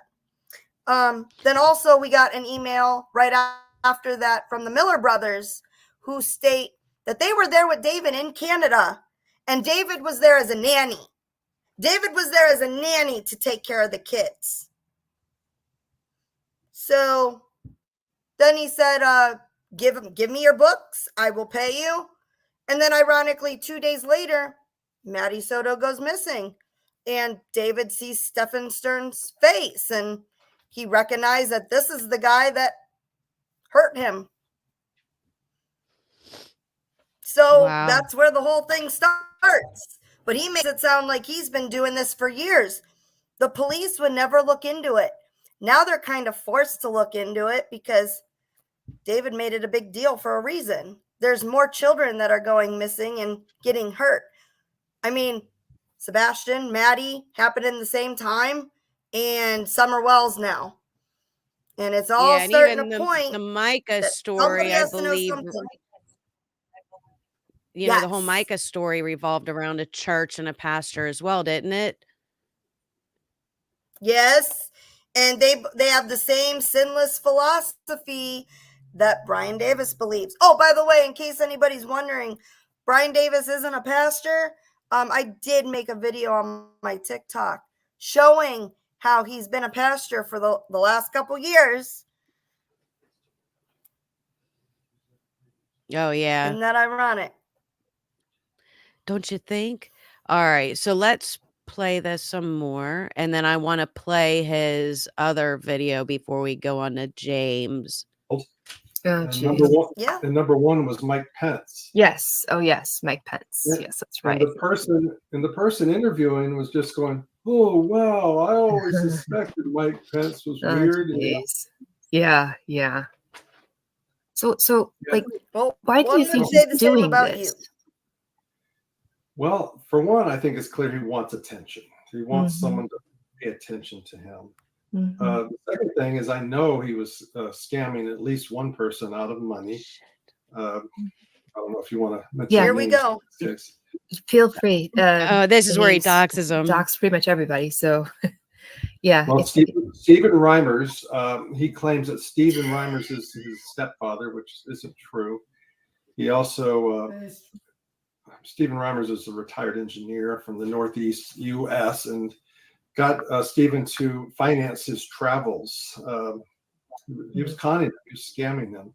And my understanding is that Stephen is a retired engineer. I think he was 74 years old and was into conspiracy theories. Oh dear. So, David. What's the oh dear about? Oh dear. What? Right. Sorry.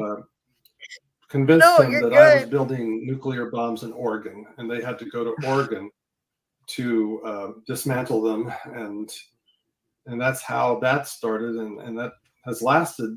It might still be going on because I know that Stephen's family doesn't know where he is. They've lost track of him. Gee, just like my family. But he's been a menace for a long time, and the only thing I can think of is he gets money from people, he gets attention, and he's always hawking his books. Yes, he is. That's for sure. It is? I haven't seen him hawk one book. I'd like Right? to, You know been in what? our life Here for is how your long? here is your opportunity. I do not want to make these people a liar. Please, let's not make these people liars. I don't want to make liars out of them. Will you guys please use this opportunity to tell me about where I can find David's books? Because all the time I've been friends with you, I still don't know what book or where to find it or any of this. So will you take a moment to, this is your spotlight right here to promote yourself and your books and David's books. I think just to make sure they're not liars, you know. I don't want them to be liars. Oh, yeah, yeah. So you can go to Amazon and find both David and my books. I'm going to put the link in the chat in case if anybody is interested. So I do have the link too on my TikTok page. So if you literally just go straight to the TikTok page, it's pinned at the top. And it's funny because we make a lot of money. We hawk our books. I have all the books on the Kindle Unlimited. You can literally read them for free, unless you want to to download the book for $2. So explain to me how I'm hawking. And Brian is a big part of why I haven't had sales. Yeah, Brian. He's called up bookstores. He's called up. I'm not going to dox the company I'm with now, but he has shut every book contract David has had down. That is very true. So how when is he able sits to here do and that? talks about, oh, he's got David's social. So David has tried to get a Barnes and Noble vendor account to be able to sell books in Barnes and Noble. And he gets told that his social security number is already in use. So somebody that knows his social, which he admits at TBI, has showed it to him. I don't think so. I think he's had it for longer, considering James states that he's got David's documents, right? So his guardianship paperwork.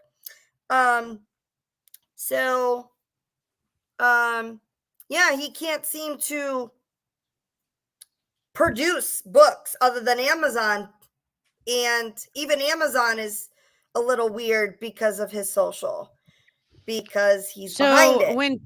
when people ask you, you know, like why you keep kind of, you know, why not just ignore Brian Davis, run away, you know, hide in a hole? You know, that's what some people would have you do, right? Go run away, hide in a Yeah. hole and never be seen again. And if you've been trafficked, Then we're why are you going to silenced. come in and go towards him and come at him, you know, and stalk him at this point? What, you know, what is your motive of why haven't you guys gone and crawled in a hole and disappeared? What is your motive besides just worrying about the children that he could possibly be hurting that aren't David, other children that you want to protect? Is there some sort of self-serving need that needs to be fulfilled, like getting your identity back? Just like you said it, getting the identity back, having the voice, because obviously if this is happening to David, it's happening to somebody else too. You know, everybody says this is a crazy story, but you know what? They make this complex so that way people don't believe it. Because if it was an easy story, oh yeah, people would believe it, the cops would be on it, but because it sounds so insane, they don't want to look into it because it sounds ridiculous. Well, And here's the then thing he would that get I caught. keep thinking about. Like, we have Epstein, who was, you know, we got allegedly committed suicide, right? Ghislaine Maxwell, who was Yep. tried and found guilty. But they have all these Johns that we know were part of Epstein's client list and that had been trafficking children and bringing them to Epstein Island and this, that, and the other, you know, because Ghislaine Maxwell was tried and found guilty. Where are all the Johns? Where are all these, Right. you know, upper echelon celebrity, you know, people that are allegedly trafficking children? You know, I think that it's important that we, as a society, as mothers, as parents, as fathers, as human beings who care about children, I think it's important that we, since there hasn't been any arrest when it comes to this, and we know that this is a huge thing that's going on, I think that everybody needs to be on high alert and aware of their surroundings at a minimum, you know.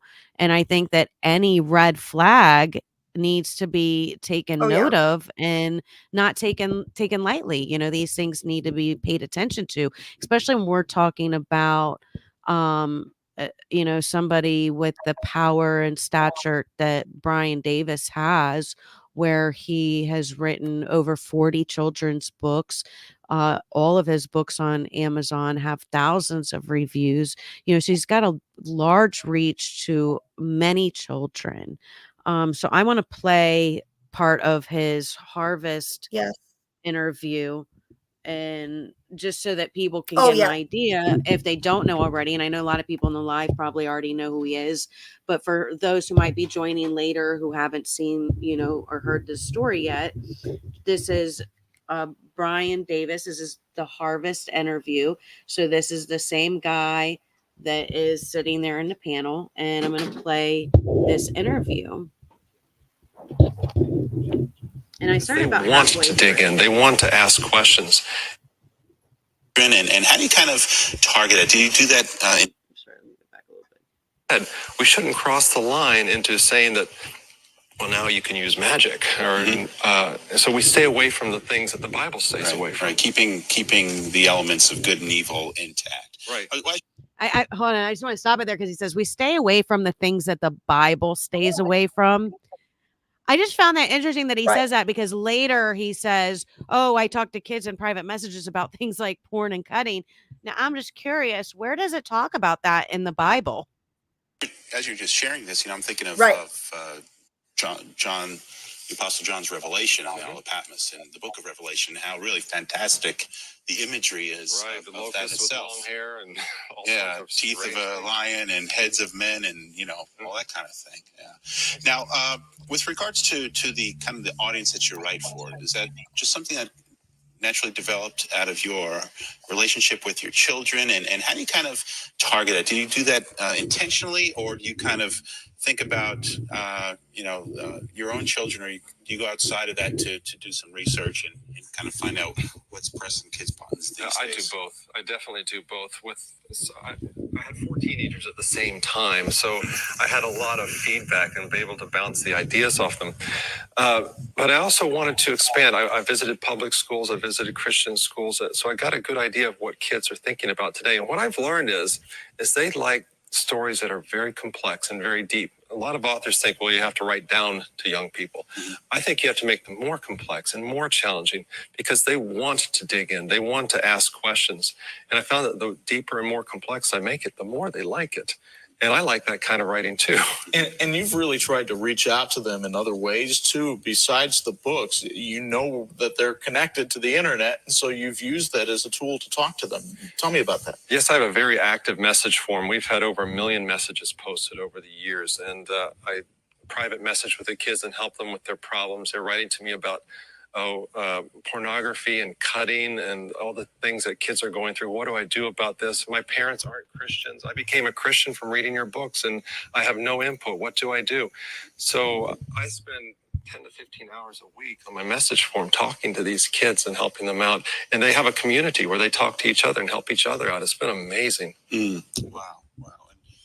With respect to what you just said there, I became a Christian through reading your books. And someone might be thinking and watching and saying, well, how can someone read a fictional fantasy story, that's really otherworldly in some respects? So I just, that was the huge red flag to me, was that he's talking privately with kids that he doesn't know for 15 hours a week, he says. And the topic of conversation, and I've said this before, I'll say it again, you could have picked any 2 things to talk to children about. I talk to kids about dinosaurs. I talk to them about pizza. I talk to them about baseball. I talk to them about shoes. Even And then dragons. there's a million different things that he could have said, but he said porn and cutting. And he made that sound like it was just the most natural conversation to be having with these kids. And this is on a private forum and private messages that he's created just so that he could have the ability to talk to these people privately for hours a day. So then he goes on, and I'm going to play it here in a second, but he goes on to talk about how the older kids reel in the younger kids. And I think that's very important to note. Stretching your imagination. Well, How does the message also of the the gospel interviewer. come through?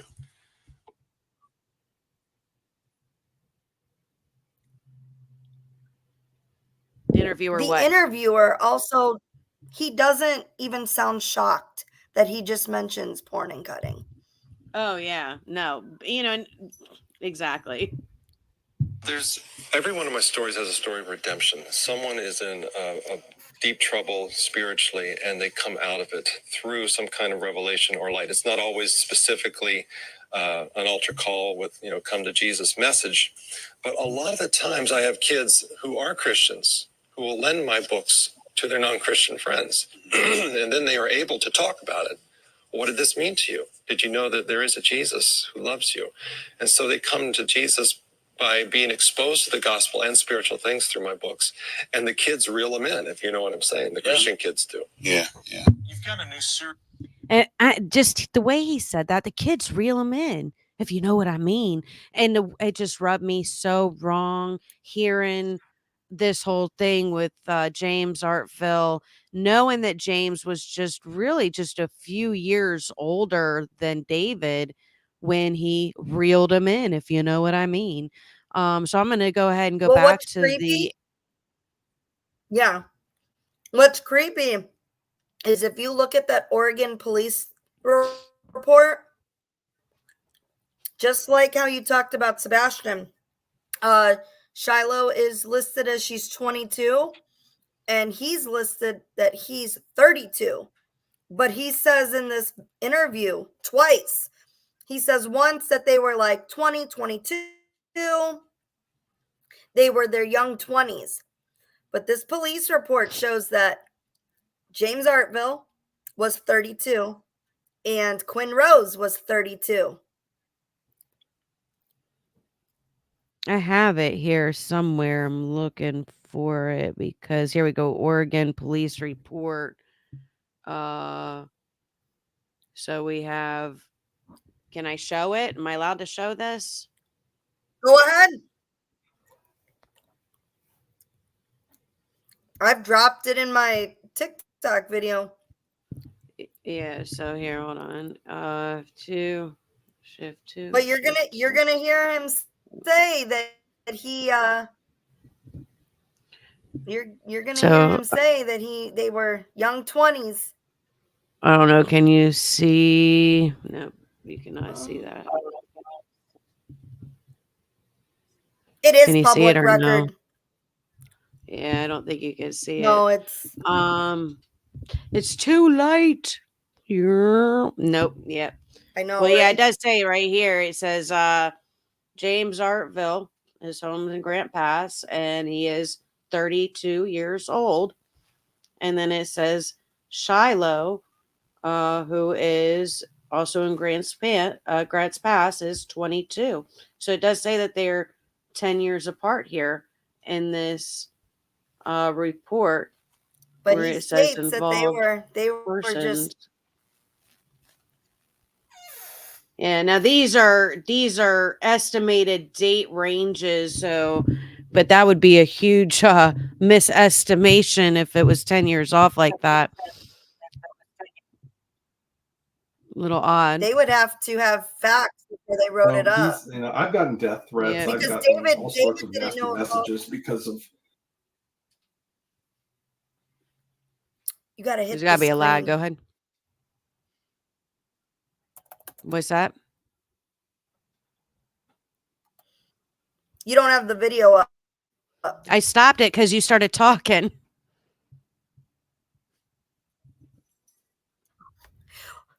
Because it's just What you and he's I. done, We don't and- have the video in the background. Oh, So, I gotcha. I But you have can't hear known, it at all then, huh? Hold on, let me Solomon fix for it. a shorter period of time. Well, I can hear it. Sorry. Since But 2011. Solomon, you know him as Solomon. We Hold know on. him as David. Solomon Stone, he went by that Yeah. for years Hold before on. he changed to David, and he goes by. Yeah, I'm new. All right, hold on. There we go. All right. There we go. David Solomon and David Soldier. He's done both of those too. Yeah. So when we're talking, telling her how well that she handled the situation. so I'm sorry to interrupt you. Go ahead. Mm-hmm. 2011, around November, Brian Davis and I were starting to work together. He had come in visited Grants Pass on a book tour, and I had drawn a picture for him, an illustration of his characters raising dragon. Just they really bonded.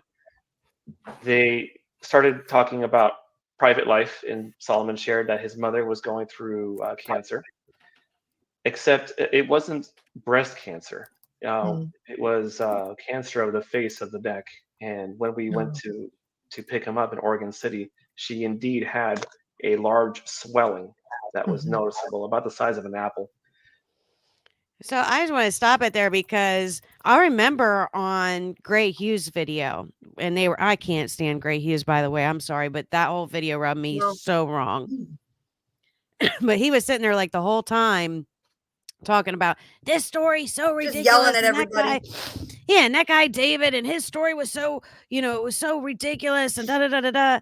And at one point he was like, yeah, his mom probably didn't even have cancer. She probably made that up too, didn't she? And James was like, yeah, he probably made that up too. And I'm like, wait a minute, you were just saying in the other video how she had this big old freaking swelling on the side of her face. So, and he knew she had cancer because she had this big swelling. But then on the other video, he's like, yeah, she probably made it up. I like, these guys can't keep their story He's going straight with whatever for narrative nothing. works. Yeah, whatever makes him look bad in the second, right? So it, like I said, it wasn't breast cancer. It was a Oh. tumor, a different kind of tumor. And so this story, and Solomon shared about how he had no friends, no family. His mother was dying of cancer. She really took pity on him, and it was her idea to suggest, "Hey, we'll open our house up to you during this time. Your mother's going to go through chemo. We don't know if she's going to make it or not. Sure. We'll pitch in and we'll help you out." And that's exactly what happened. And as far as the timeline goes, he says that he was taken on January 12th. I can confirm that is false. I worked Monday through Friday. I only had the weekends available, so we left on Sunday. Wait a minute, didn't you tell me, and didn't we find out that he's an illustrator who basically works from home Yep. and makes his own hours? And he's been an Yep. illustrator. He also. In fact, he even said he met Brian Davis by illustrating for him, and that he actually works at his own leisure. Mm-hmm.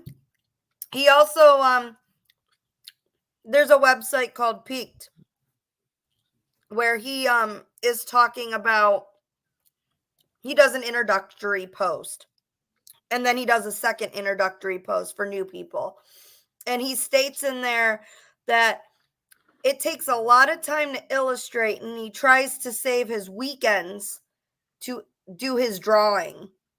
So wait a minute, you just said you work during the week, but in this post you said that you work on the weekend. Which is it?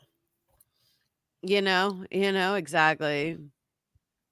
So confused. The 15th of 2012, I managed to get a couple days off of work, and we actually picked him up the following Monday, the 16th, and then drove him back, and we stayed in Grants Pass on the 16th evening. And he stayed in Grants Pass for about a week, off and on, my home as well as Shiloh's parents' home, between both homes. And it definitely wasn't anything outrageous. We watched a lot of Netflix. We played a lot of video games, a lot of books, and we were doing our best to keep him.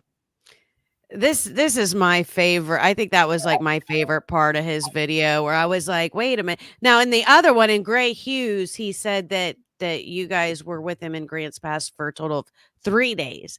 Now it changed from Right. 3 days to a week. So that was a large inconsistency, big difference between 3 days and 7 days.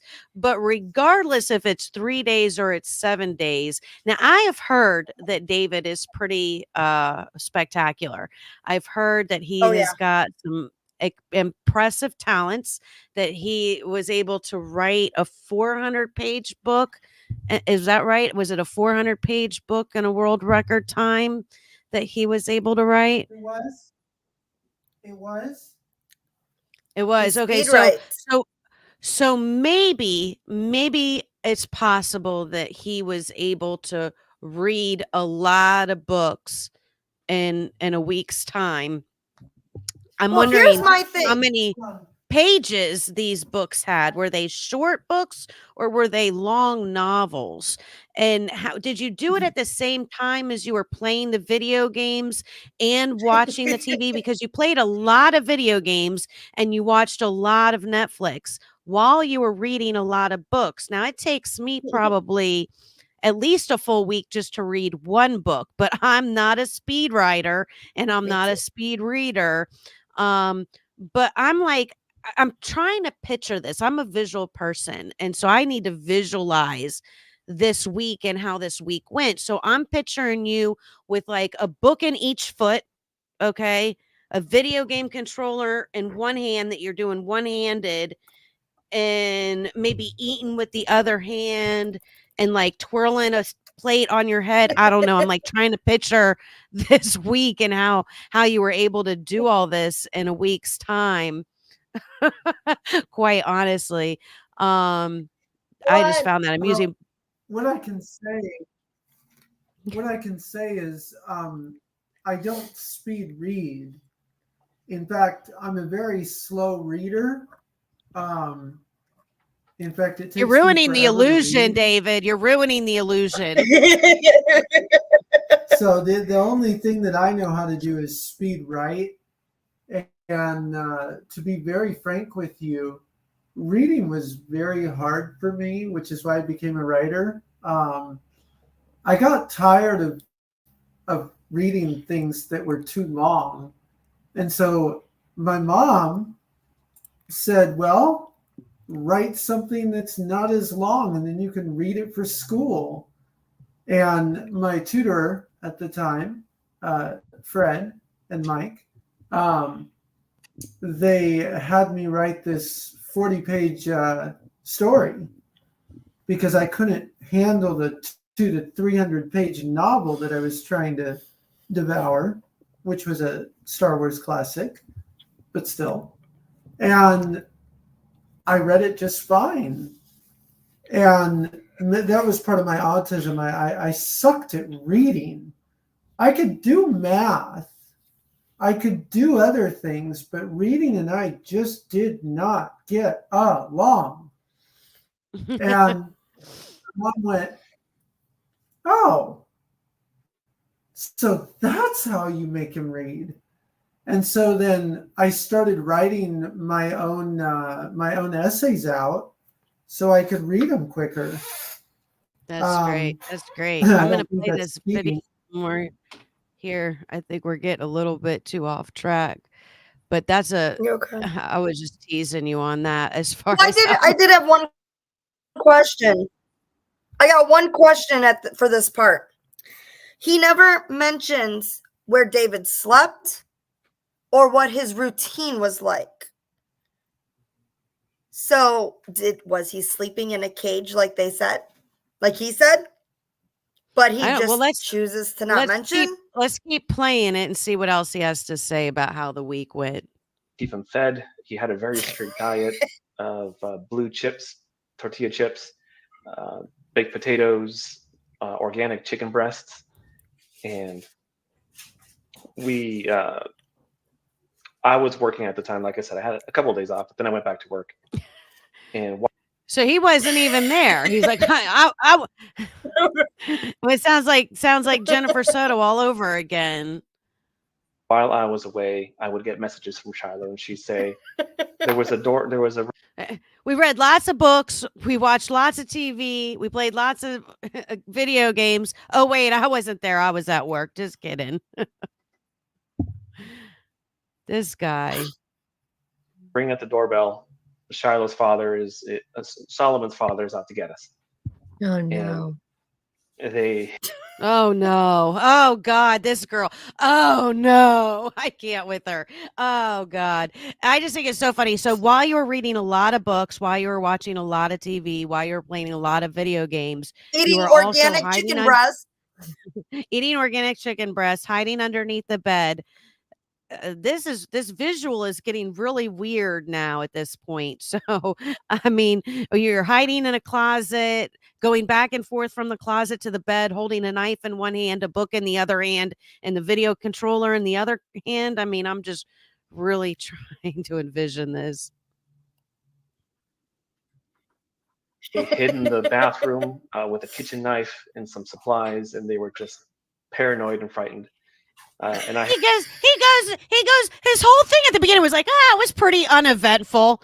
Bro, this don't sound uneventful. This sounds very eventful. This sounds very, very eventful. It's like a complete, like, here you go with a Dr. Jekyll and Mr. Hyde again. Like, these people can't keep their freaking story straight. They can't keep their face straight. They can't keep their poker faces on. I mean, he's like, one second, he's like, wow, it was pretty uneventful. We just played video games and read books and did this. And then the next thing he's like, we were hiding in the bathroom the whole time and terrified for our lives. Like, dude, make up your mind. Which one is it? And I had Shauna, young children. Maybe we can ask Cindy about it because Cindy had the same issue. Remember? Oh my God! Cindy was paranoid. She had her gun sitting right there. Oh yeah, she was like telling me about her man, like cleaning him on the daily and getting him ready and like, preparing them all. Like she's ready to go to that's what I'm saying. This is a red flag when she was, a couple of days ago talking about that. And now she's trying to come at you and try and take your kid away. No, no. Married 2 years at the time. Mhm. I was And 22. and She was that's 20. exactly We were what young James 20s. is talking about. 2 kids in tow Mm-hmm. in a small home. And so he was perpetually afraid of his father, ex-military, and Sounds like maybe James was afraid of the father because the father has rights, custodial rights, regardless of the situation. If you're afraid of him or not, he's still got rights. Right. Why is James not contacting the father to be like, hey, do you want your kid back? I'm watching him for you. I'm taking care of him for you. Do you want to step up as dad and do your job?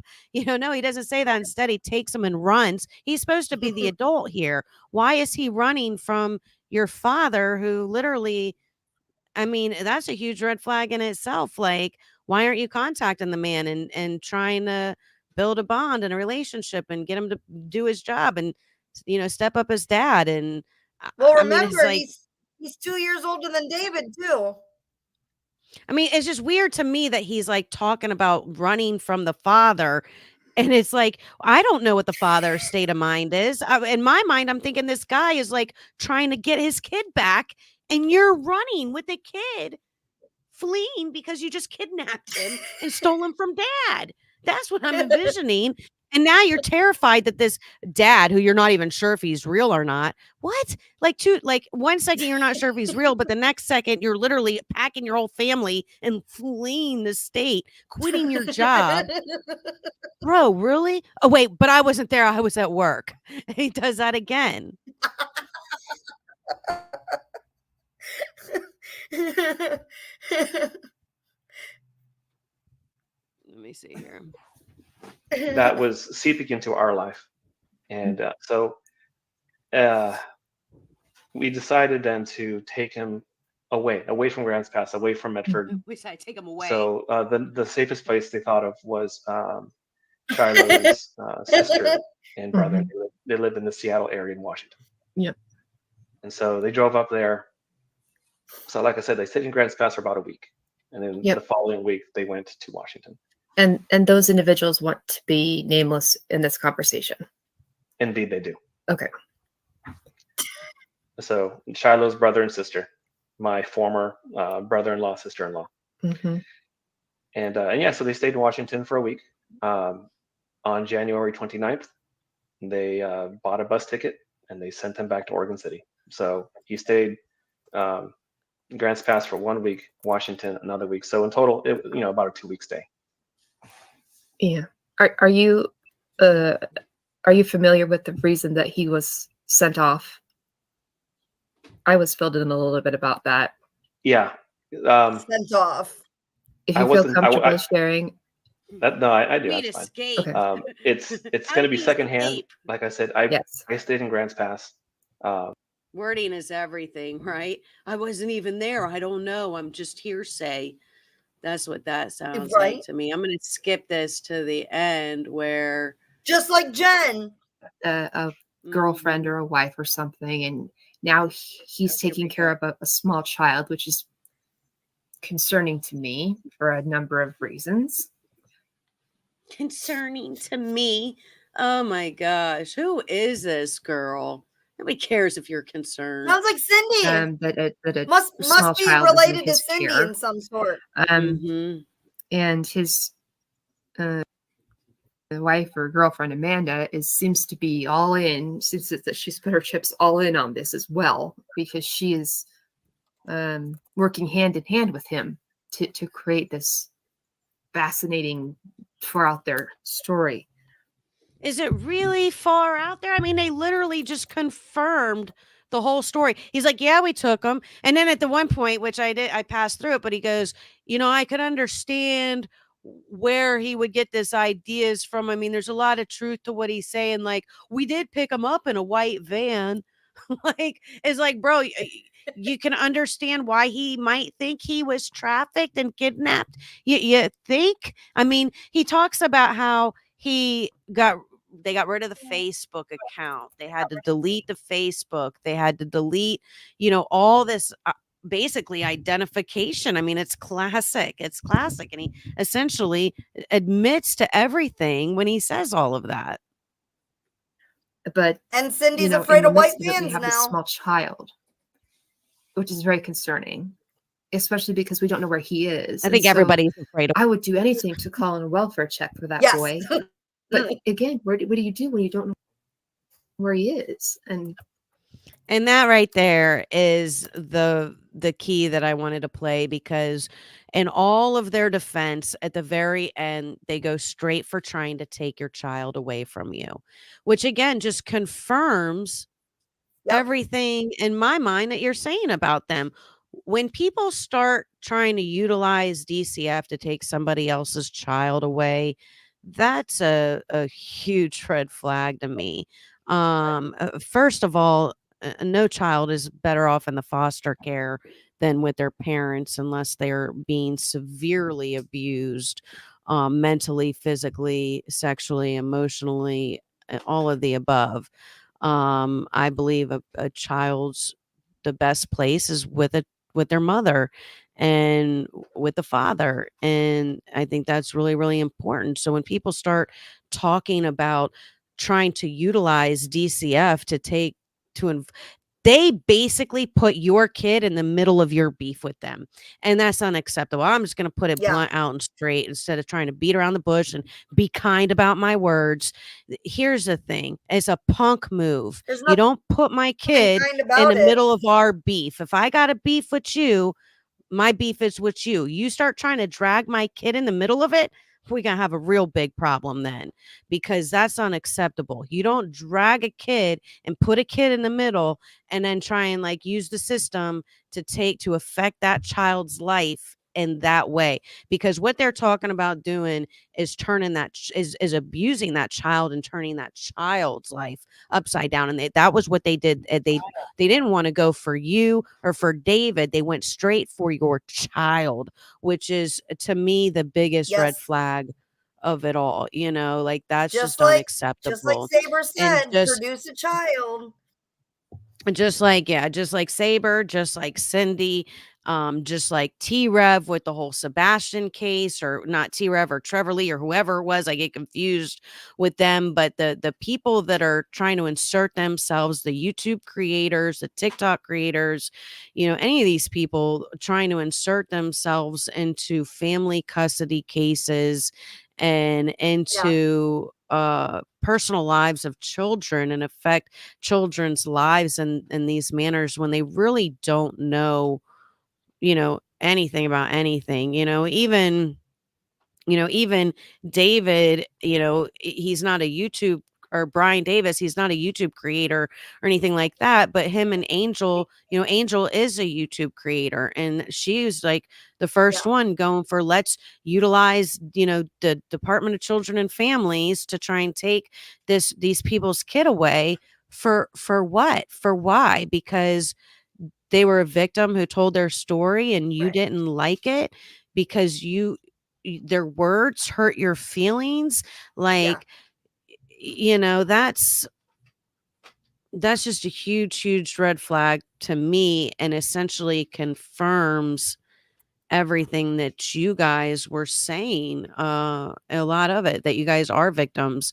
And when people are constantly being under the threat of the possibility of, the DCF, or, all the different names, CPS or whatever you want to call them in your area, this threat of them coming and possibly taking your child away, it's terrifying. So you are literally being terrorized right now by these people. So when you say I'm being terrorized on a regular basis, you are not lying. These people are terrorizing you on a regular basis. And for Cindy to be calling 14 times, that's literally terrorizing you. And telling everybody that Ryan's afraid. Well, you're now giving him a reason to be afraid. And then like, you're not you the reason Ryan's afraid. They're the reason Ryan's afraid. And then on top of it, you got him saying, oh, they're not at the hotel anymore. What is it anybody's business? We left for other You- reasons. You don't why? have Why are you? Oh, they're whatever on the your run. reason. You can leave for whatever reason you want to leave.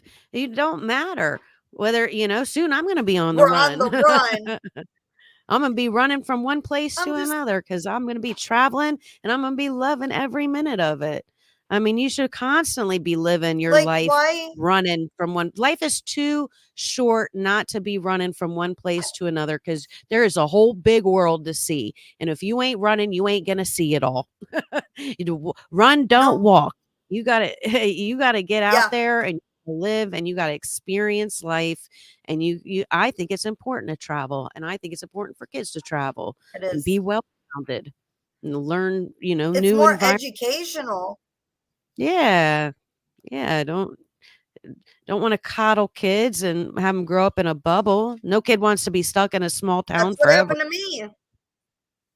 I was living in Ohio. I never got to see anywhere but Florida. And I liked the fact that when I left Ohio and drove down to Florida, we went through several states. Ryan got to see the freaking world, and it's like you got to see more than I did in my life. And it's like I'm now actually getting to get to see most of the world now. And why is it such a problem? David wants to get his papers fixed. Maybe he wants to live a normal life, but you want to sit here and say that he's Yeah, a I don't criminal see and he's on anything the wrong with run. that. Anybody would want to get their papers fixed.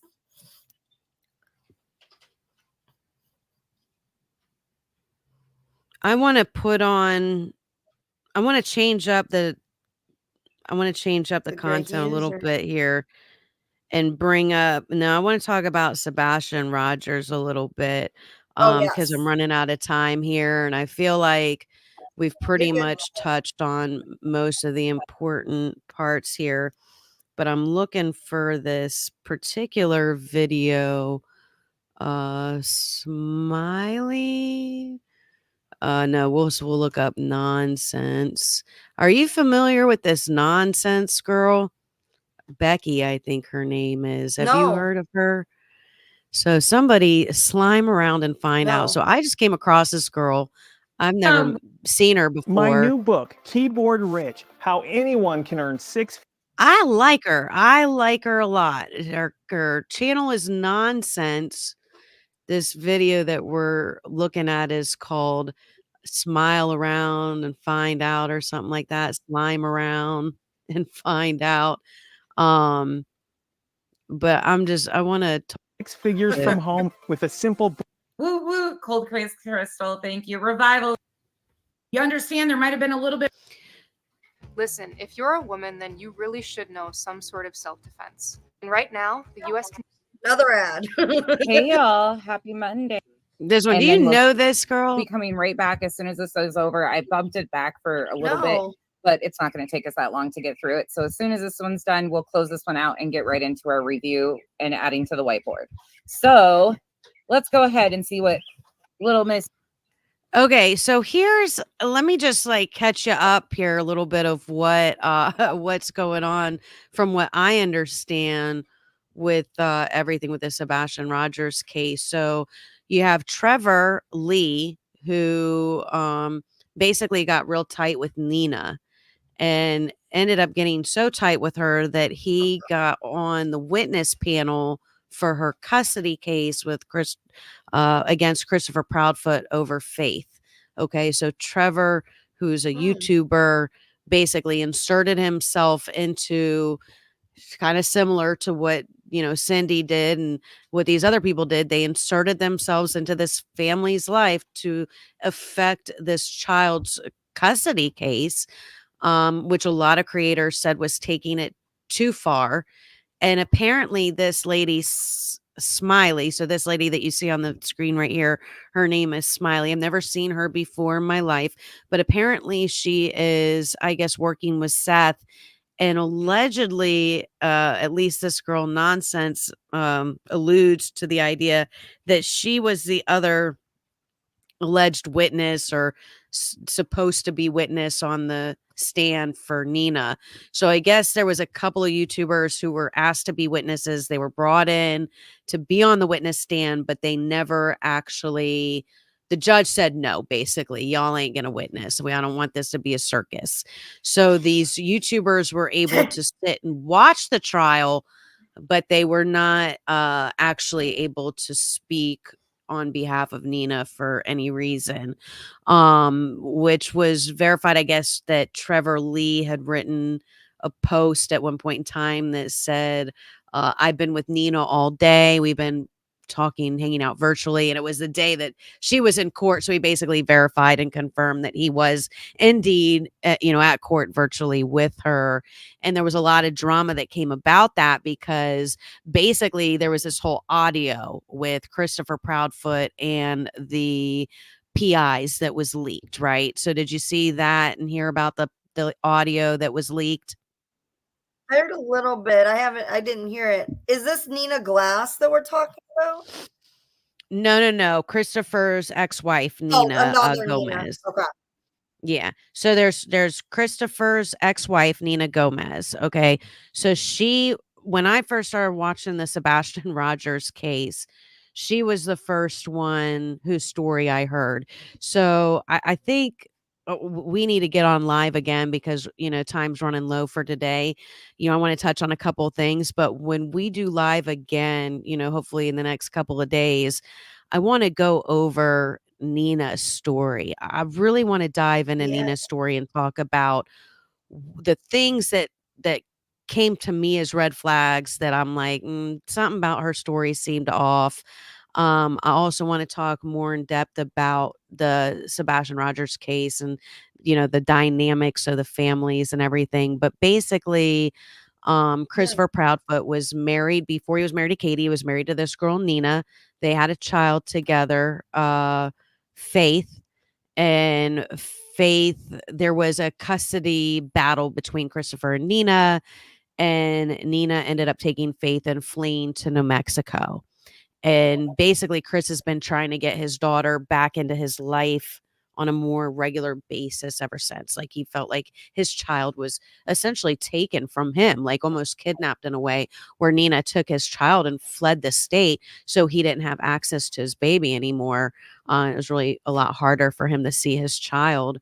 And this weighed heavy on him. You could tell because I was looking through his Facebook feed and you could see posts that he had been posting about, I miss my daughter. I want to see her. I want to get her back. It sucks when, parents and moms are spiteful and, put the children in the middle and keep the child away from the father because of basically drama between the parents, which I totally agree with. I do not think it's right to put a child in the middle of your fight with your spouse. You both had the child together, so you got to kind of figure out how to make it work and accept that your child's gonna have a relationship with that other parent regardless of how you feel about the other parent. So I think that that's really important. But he essentially, there was a big court case that for custody of Faith that just happened a couple of days ago.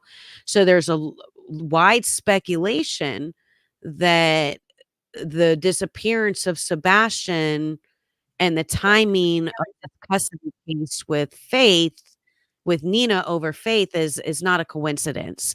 I look at it as basically Nina has motive to make Sebastian disappear. When you look at how his disappearance potentially affects her court case and her custody trial with Faith. Well, I'm sure part of her argument was, well, he can't even keep track of the kid that he's got in his house now. How am I supposed to trust him with my daughter? I could see that being an argument, which is always my thing. It's like Christopher didn't have motive to make Sebastian disappear because his main objective was getting Faith back. How does him making Sebastian disappear help him get his daughter back? Well, it just doesn't. So it doesn't make sense to me that he would do that. So to me, motive is a big thing. And when I'm looking at these cases, I look for motive. And I didn't see any, I still can't see any motive for Katie or Christopher to have done something or to have hurt Sebastian in any way, shape, or form. They both passed their polys. There's no motive that I can find, which pretty much tells me that, they didn't do it. You have police that have confirmed through the Amber Alert Right. that Sebastian was seen after he left Katie's house, that he was seen in the area of Stafford Court on the day of the 26th, which was that following Monday. So they have some sort of evidence or something that shows them, that they say the last time he was seen was the 26th. So that basically confirms, and you have the neighbor who confirms that, there was the lights went on and off when Katie said the lights went on and off. The cameras were on the house all night. Nobody's seen Katie leave the house. She didn't drive off with Sebastian in the car or anything like that, which pretty much cleared her. So then you look to the other Right. parents. So I look to Seth and I look to Nina, who, even though Nina is not Sebastian's biological or even step parent, she's still involved with the parents in a very large way. And again, she does have motive to make Sebastian disappear. Now it's alleged, and I've heard that Nina did in fact have communication with Sebastian, and that her and Seth had spoken several times right before Sebastian disappeared. So I don't, what they spoke about, I don't know, but these are, again, things that need to be looked into, red flags concerning, definitely both of them had motive to make Sebastian disappear. So, those are things that I look into. And then you have the whole court case, and then you have Trevor Lee, and then you have the PIs, dropping this vital information that makes Christopher look bad just in time for Nina's court case. The leaked audio was entered into evidence for Nina's court case just in time, so it's almost like the whole thing was planned. And when you go to the Right. Facebook post that the Justice Warriors put on their Facebook, they say, and I tried to get this out like 50 ways to Sunday, and I was having the hardest time because it was getting violated. The information, they just would not let it post. But essentially, on March 10th, Heather from the Justice Warriors PI Investigates, she writes that, here, I'm going to go to her post. I have been put in a very bad position that could affect my business and or my license, and if I do not speak up. As I had previously mentioned, I have worked cases in the past under the scope of podcaster. When I'm working as a podcaster, I have no obligation of confidentiality because I do not have a client. However, in this case, I do have a client, and therefore there is an obligation of confidentiality, and I take that very seriously. I have kept all my audios close to the vest in this case, and I've been very cautious about what I or we have shared with the public. With that said, it needs to be understood that neither I, Chloe, Tracy, or anyone else who is under this obligation leaked that audio. It is my understanding that my client shared it with someone who leaked it. It should also be known that I didn't send it to my client because I was afraid that it would create more chaos and distract further from finding Sebastian. So I'm going to stop it right there. So if she didn't give it to her client, but her client was the one who leaked it, then how did her client get the information? How'd she get it? How did you get Did that you information see? to your client? So listen, hold on, there's more. There was So a she comment. goes, hold on. She goes, however, my client made a request for the audio to one of the people I did share it with, and they didn't see a reason to withhold it from him. Technically, as my client, he did have every right to have it. So there's where she says it. She says, and this is from Heather. She goes, basically, Seth got it from somebody that I shared it with because he requested it and they didn't feel that there was any need to withhold it from him. Well, then she goes and she writes this post just like 2-3 days ago. And she's talking about the leaked audio again. And she goes through this whole timeline of how the leaked audio occurred. And she goes, number one, the audio was recorded on May 1st. On that day, I forwarded it to my assistants, 2 trusted colleagues, as well as Chloe's colleague. And the reason for this was to make sure that Chloe was aware of the situation and to consult with the team about whether or not it needed to be reported to LE. So then it goes on to number 2, where she says, I never sent the audio to Seth. If I had, I would say that, but I didn't. So she tries to claim that it got leaked and it got sent to Seth. What's that? Mel's comment at 7. Well, it was 7 for me. It was an hour ago. She said, "Have you seen Tony and Seth made a page for people to report tips to them?"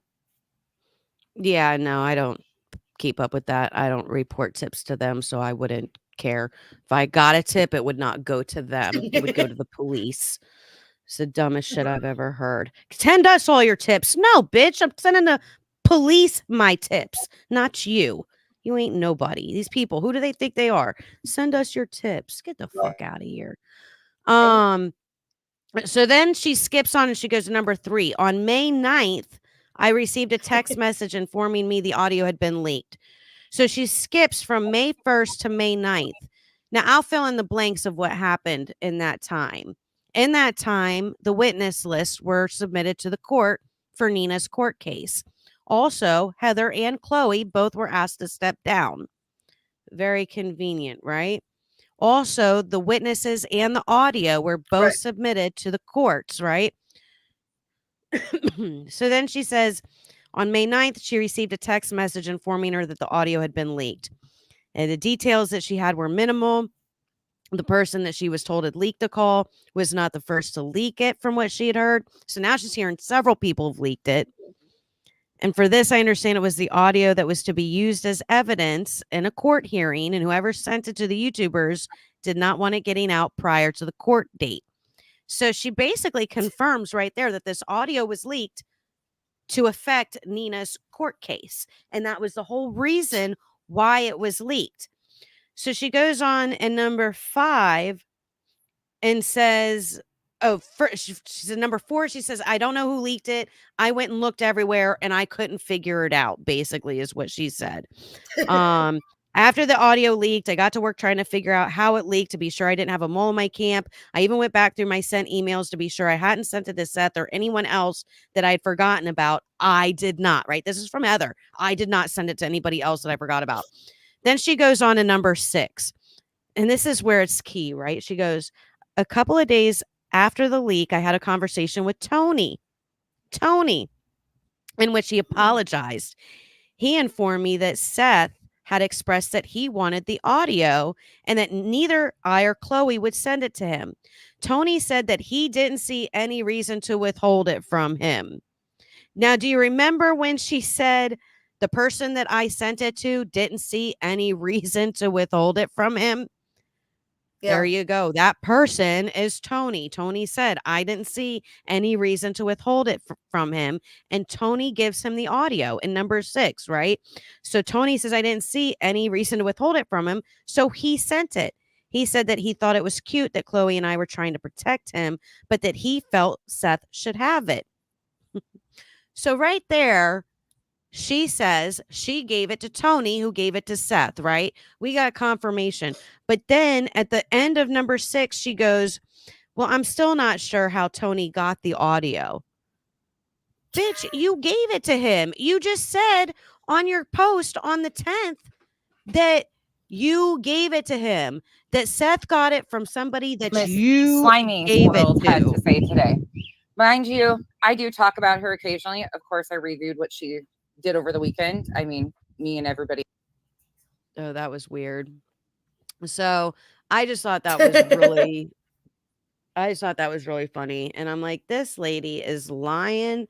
This lady. And then she goes, number 7, She goes, at the point that the audio was entered into the court record, it became public information and would be available to anyone who knows how to utilize the Freedom of Information Act. Therefore, at that point, it would no longer be considered sensitive information and it would no longer be considered a leak. Well, that's a lie, too, because at this point that the audio was entered into the court record, it was entered into the court record for a custody case of a minor child. These are sealed court cases. They are not public record when they involve a minor child. Therefore, the leak is still a leak and it is still sensitive information. So I just find it interesting that the PI here is she's all over the place. I went into her comments and I was like, let me refresh your memory. You gave it to Tony. I don't know how Tony got it. She knows exactly how Tony got it, and she's lying. Right. And these people were all working together, the PIs, Tony, the YouTubers. There was this big orchestrated movement to use Sebastian's disappearance to affect Nina's court case, which makes me wonder, was Sebastian's disappearance planned from the get-go, and was it all a ruse Right. to affect Nina's court case? And not only that, but not And look only a at ruse David. for and not only a ruse for the court case for Nina, but also for the money. It's a money grab. I mean, look at the amount of money that they are making off of this whole thing. I mean, Seth is making money 50 ways from Sunday. And then he said not that long ago, he's like, I don't know what happened with the reward money. We don't know where it went. What? You don't know where it went? That's a red flag. That's a huge red flag. Right? It's one red flag after another.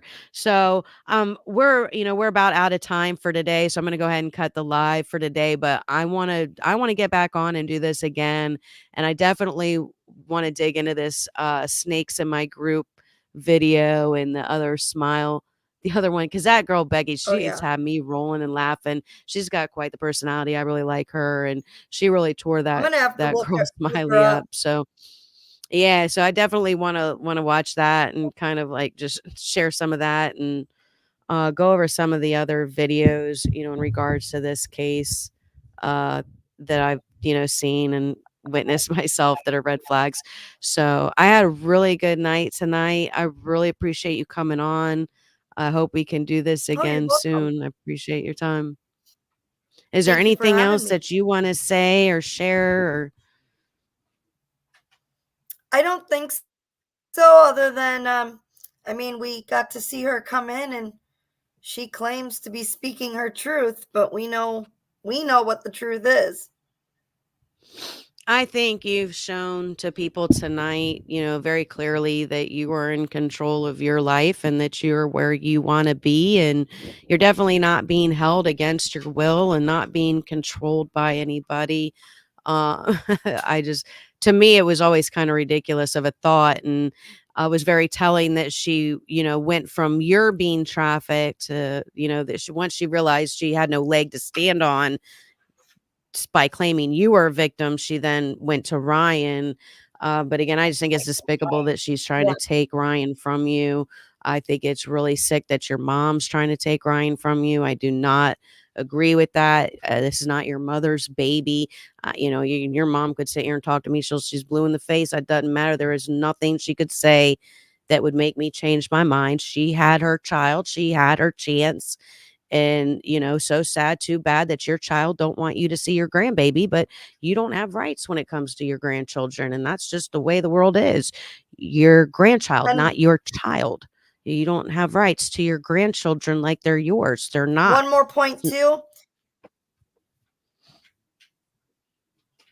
How am I being trafficked when I'm the one driving the car? Exactly. Oh, wait a minute. I mean, I kick him Oh, out and I drive off.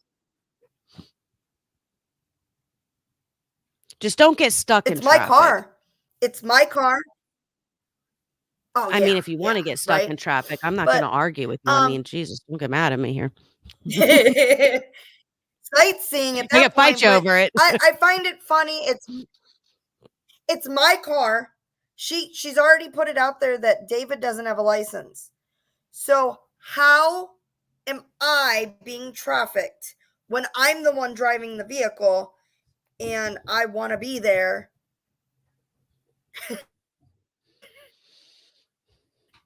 I honestly, I hope that Cindy gets help. I feel I mean, I feel like maybe, and this is genuinely trying to see the good in Cindy, and not think that she's just nefariously out to hurt you, and that she genuinely is trying to do the right thing and thinks that she's doing the Well, right she thing. And admitted she's if working for that's my the parents. case,